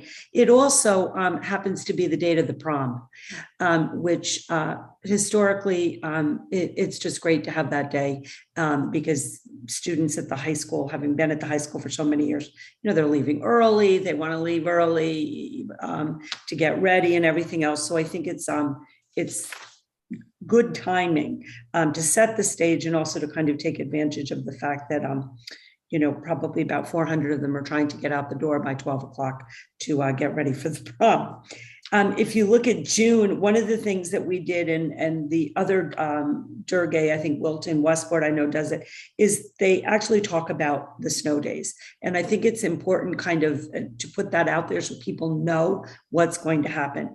I'm still very disappointed, and I know my superintendent colleagues share my disappointment that the state will not count snow days as virtual learning days. Perhaps next year something will change. We can hope, because one of the things we have learned from COVID is how to do that remotely when possible. So we're not going so late in June. But meanwhile, I do think it's important to say that if you look, we did build in the 5 days for how the snow days would be taken off. And then if we have to, much like how they said in Westport, then we would start taking from April break. Not what we want to do. Fingers crossed that we'll be able to count some of our snow days as school days, but it's important, I think, for families to know up front and for staff to know that this is kind of the plan. So Any questions on our thoughts behind the calendar? This is a silly question, but I'm unaware. Is Juneteenth, is that now a national holiday? So- It is a holiday, yes. No, is it, have we always had Juneteenth off? No. So this is the first year we're taking is it a bank holiday now? Correct. Okay. I can't speak that it's a bank holiday. I know last year when it became a holiday, we were too far into the calendar. We thought it was important to recognize that day if we're still in school and to make sure that it is a holiday for us. Okay. One thing I wanted to add that we really tried to do for the AFSCME is at the beginning of the school year, one of the things the executive board of AFSCME said was they come back 2 days before school, the kids come. And then the last day of the staff, with the teachers are here, the AFSCME aren't there. And that's when we end the year, like we have an end of the year sort of celebration. We recognize staff. There's a lot of cleanup and preparation, and they're not there to help us or also to celebrate with us. So we're changing their employee calendar to have them actually come back on that third day, which is when the third day back in August. So we'll do the convocation then, which is fine because the other days are PD. And then they will be there the last staff day to be recognized, to help celebrate, and also, quite frankly, to help get everything organized to close out the year. And they were happy to see that would be their new schedule. Lisa, what's the feedback on starting on Friday the 1st rather than ending late in 1 day later in June? I think, David, that let me make sure I understand your question. So we're starting on the 29th of. Oh, okay. Yeah, all right. Yeah, we're starting a few days before then. No, it looks like that because of the way the calendar is. Yeah, Board of Ed meeting hour 29. What hour are we in right now? Sorry, yep, disregard. Okay, and the way that this is going to look different for the public, that was the PTO's feedback too. We have another version for the public where it's kind of listed on the side. And then we have another version for the employees, because we have 10-month employees, 11-month employees, 12-month employees. Terry Cavanaugh can say it gets very complicated, but everybody knows when they are expected to be, in district. Okay. I'm happy our April, February, whatever break is the full week. February, once again, we are carrying that tradition forward. Okay, if we have any questions, otherwise I'll ask for a motion to vote on the calendar, approve the calendar. Any questions? All right, can I have a motion? I move to approve the school year 2022 to 2023 calendar. You're off a year. 2023, 2024. Sorry, calendar. There we go. Great. Late. Thank you, Sharon. Can I have a second? Second. Okay, any comments? All right, all in favor? Aye, Sharon. Hi, Dave. Bernie. Hi, David. Hi, Peter. Okay, and I'm Melissa. Anyone opposed? All right, motion passes. Great. Moving on, financial update, Mr. Cross. All right, so we only have a few items to report this month. The first item that we have is a transfer from the administrative line to the guidance line. And this is for the district school counseling position that was not filled this year. We made a decision this year not to kind of rethink that position.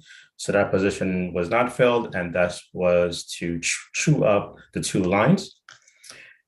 The other item to discuss is other services for athletics transportation. We did discuss past 2 months at the committee level that we're using an additional transportation provider for charters. And this is to minimize disruption to our school to home transportation. The additional cost for that at this point, we're thinking we will need an additional $51,000. We also do believe that this will be the trend going forward for future years. So at budget season, during deliberations, we will have discussions about transportation for athletics.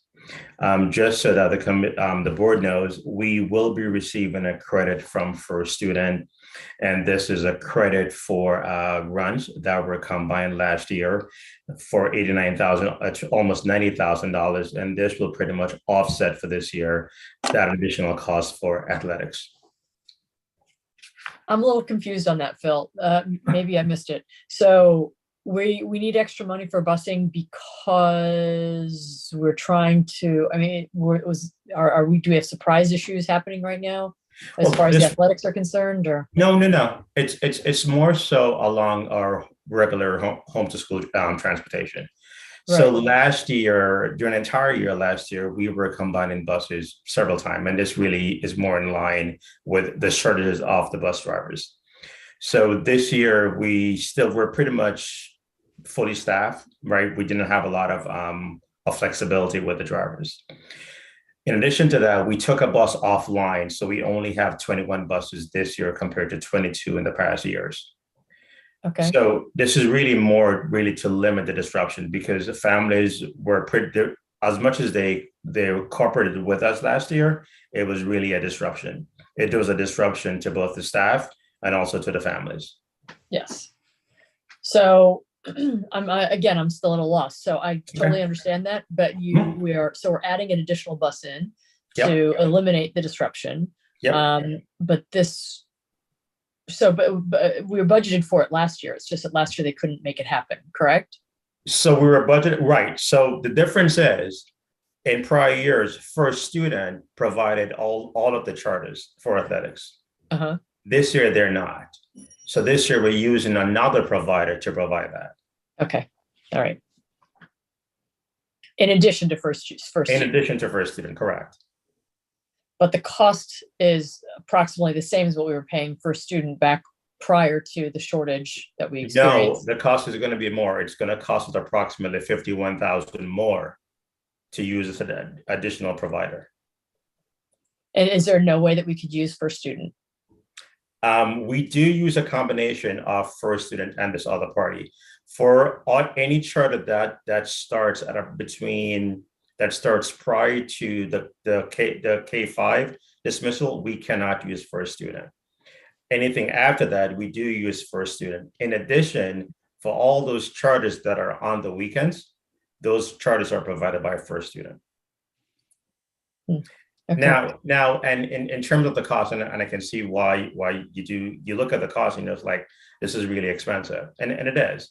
But this, when you look across all the district, and I'm not quite sure if you'd had an opportunity to be at the high schools, all districts are pretty much struggling right now because they just don't have the drivers.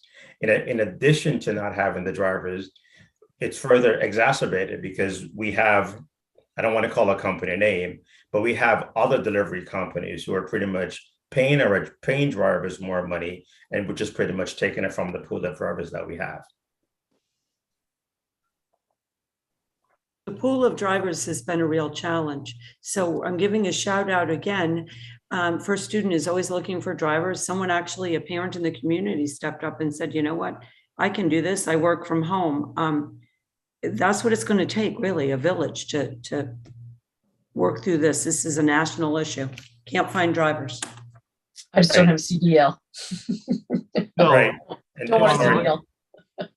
And a related question, in the first sentence of your following page, you talked about the credit from the bus company that you'll put towards athletics, but then you go on to say that we're probably, not your words, my words, we're probably facing headwinds, that we're going to lose drivers. Are you referring to this year and that we're going to have potentially our costs go up? So what I'm saying is that what we're doing this year will continue into next year. And we have to be mindful of that when we look into this. And also, as we look into future contracts with First Students, we will be facing those headwinds. Okay.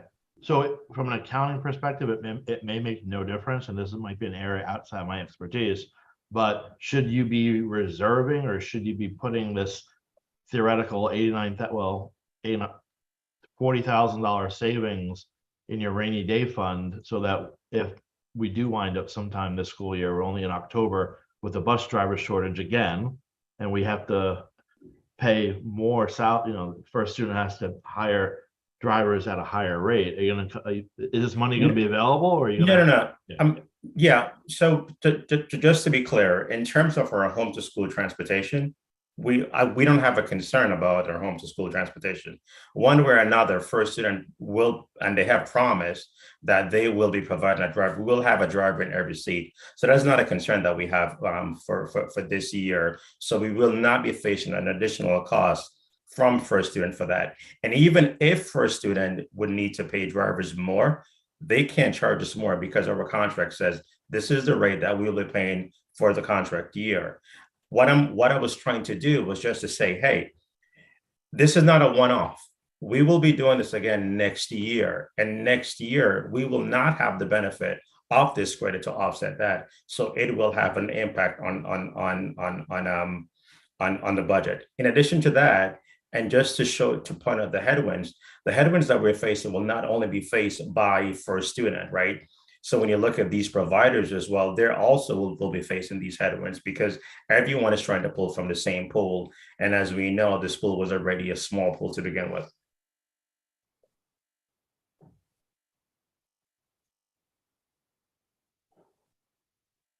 I think the important thing is that we have to keep monitoring this and reporting out on it in the finance subcommittee and in the board meeting. Right. And David, to your point in terms of a rainy day fund, the only mechanism to do that really is the non-lapsing account. And the Board of Finance, really, they're not in favor of the non-lapsing account. However, the Board of Finance has promised us that if we are ever in need of any additional funding, that they're willing to support us. So we do have that support from the Board of Finance. So if and when, or if we should at any point, not only for transportation, but anything else, we do know that the Board of Finance, within reason, will support us. So those are the three main items that I wanted to cover for the financial update. Other than that, everything is trended as expected. In addition to that, the Internal Services Fund is also trended as expected. And just so everyone knows, we have a conversation with the chairman of the Board of Finance, with Roan, frequently. So if there's an issue, we're going to telegraph that ahead of time. So, we and they can deal with it. Bill, I had one more question on the finances. On the last page, on page 11, under revenue, I remember from maybe budget season time, the term revenue means something different, I think, to a school district than it means to, a for-profit person like me. Remind me again, since all those are in red. Right. Yeah. So these, in short, these are just offsets to expenses. So they're an inflow of money, but it really just serve to offset expenditures. So it all being in the red does not, well, this is the question, does it impact the budget? No, because the revenues are shown as a credit and the credits, so that's pretty much why they're in red. Okay, so it's essentially, it's the key word there is the revenue offset. So correct. It's been funded and then you're expecting some amount to offset, and that's what's all in red right now. That is correct. That's correct. Okay. Right. So for example, the credits that we have from first student was unanticipated, so to speak. So this is an additional reduction. So we technically have that 89,000 as a reserve. Okay. And is there any reason for some of these things like parking fees, the facilities rental? Is that? So these items, David, are just historical items that we have put in our budget as pretty much offsets. So there's not necessarily a particular reason for any one of these items unless you have something more specific. So we do charge a fee for parking. We do charge a fee for rental. for rental use of the varying rates for rental of the facilities. So based on what the historical trend is, we say, hey, we will get X dollars from our rental, and we will use those X dollars to offset our expenses for any given year. Okay. And then we have the fees that we charge for tuition, both for the ELC and also for non-residents as well. Okay, thanks very much, Mr. Cross. Are there any other questions? Great. Can I have a motion to approve the September 2022 financial update? Motion to approve. Thank you, Steve. Can I have a second? I second. Great, thanks, Sharon. Any comments? All right, all in favor? Aye, Sharon. Aye, Bernadette. Hi, Steve. Hi, David. Hi, Peter. And I'm Melissa. All opposed? All right, motion passes. That concludes the financial update. Then we're moving on to old business. We have two policies that are up for second read, which means we're voting on them this evening. I'm sorry, Melissa. Oh, Did we want sorry. to talk about the budget calendar? Did I miss that? Yeah. Let's try to kind of mix that. Where is it? Oh, shoot, I did miss it. My apologies. Yes, that was important. We should talk about the budget calendar. So the calendar as we have it right now pretty much is similar to what we had last year. With one note, we did add a second public forum. As we continue to be transparent in all of our actions, this just gives the community a voice to voice their concerns about anything that we have in our budget as the broader board continues their month-long deliberation and review of the budget. So this is pretty much the calendar as is. I'm not quite sure if the board, or at least if you want to add anything further. No, I'm good.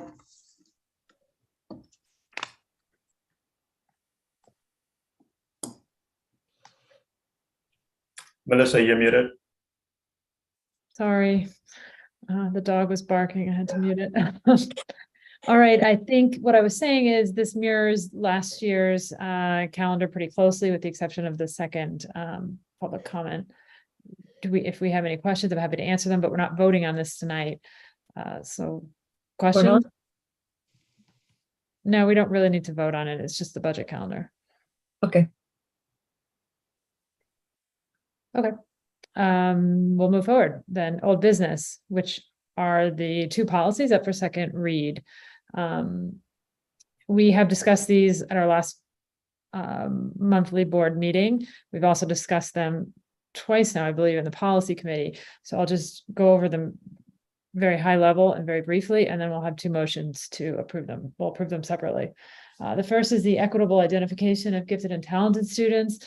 That is a state requirement. It's a new policy for us, but we've already been doing all the things in this policy. The second is the enrollment in an advanced course, and that is also a new state requirement, and our practice aligns with this policy. Can I have a motion to approve the, let's do the enrollment in advanced course first. Can I have a motion? That's 7A1.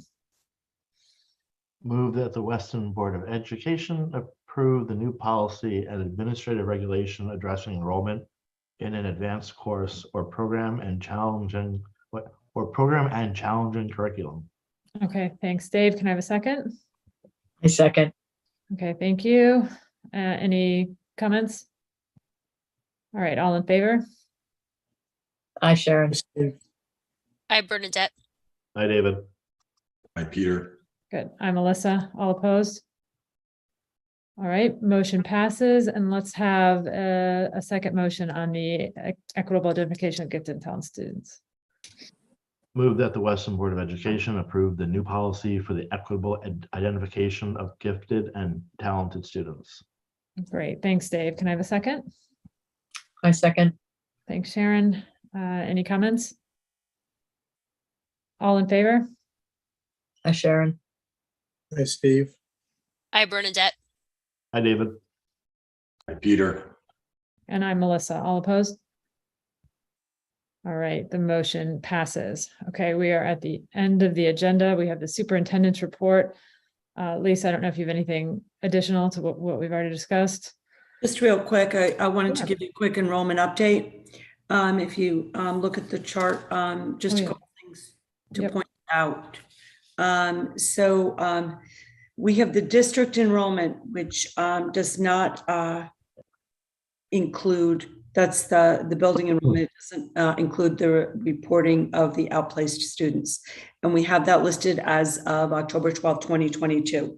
The October 1st data, where you'll see in the first column, that's the state reporting enrollment from last year. We're waiting to finalize the report that goes out, correct, Dan DeVito? There is a report that has to be submitted to the state. One component of that report is also the October 1st very official data. That's sort of the enrollment data point for the year that we look at. And so we'll have that for next month when the entire report gets submitted to the state. But it's important to notice when you look at the state reporting and you look at the comparison and you see there was, 2242 last year in the state reporting. Our current district enrollment does not include the outplacements. So that difference of when you look at the difference, you have a difference of, I think it's 41 students, approximately 15 of them are outplaced. The other, and that will be included in the October 1st formal enrollment we'll send out. The other important thing to note is that, yes, the enrollment, sort of the peaks in different areas. If you look at the Hurlbut Elementary School enrollment, yes, it has gone from 30 to 57. That is an increase of 27 students.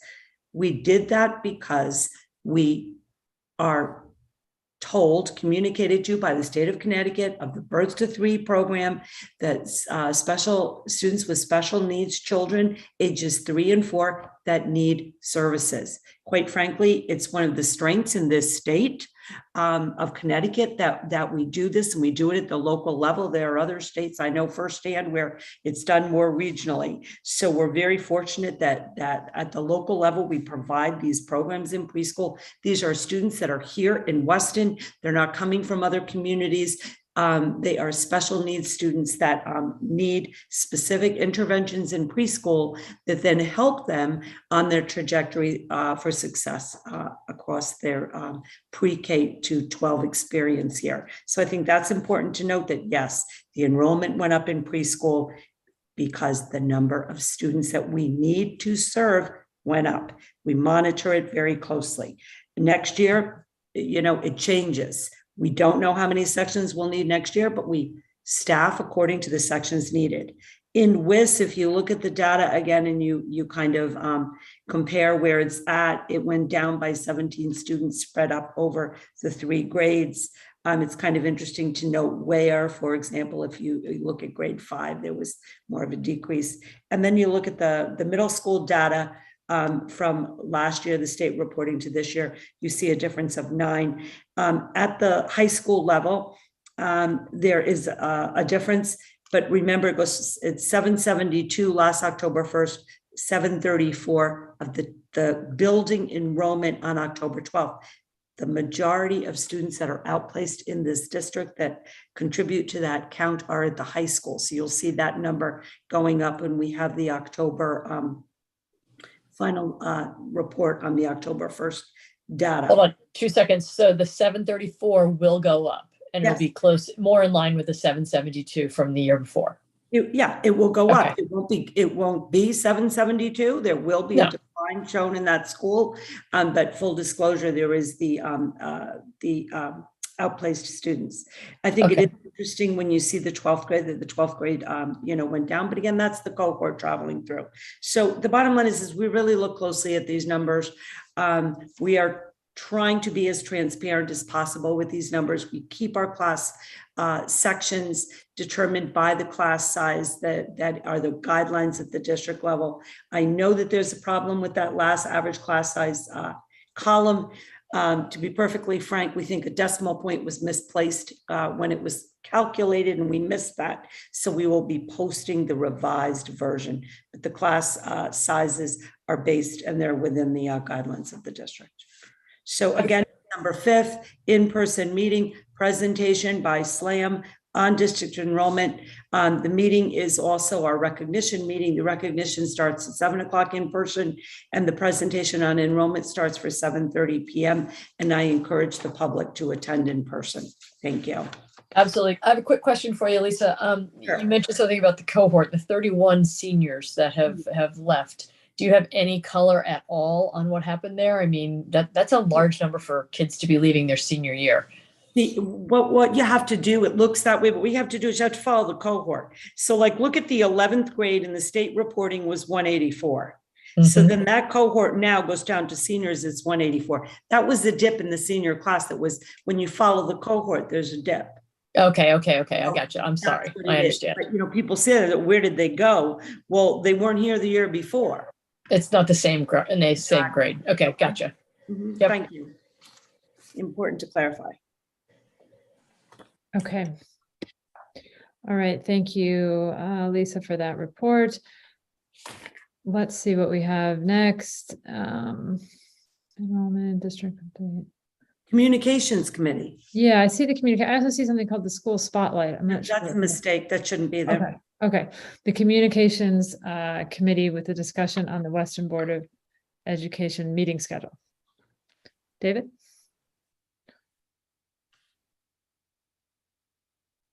Are we talking about the in-person meetings at this point? Yeah, the draft of the calendar that we tried to clarify when we were having in-person meetings. I was trying to find, hold on a moment, the attachment.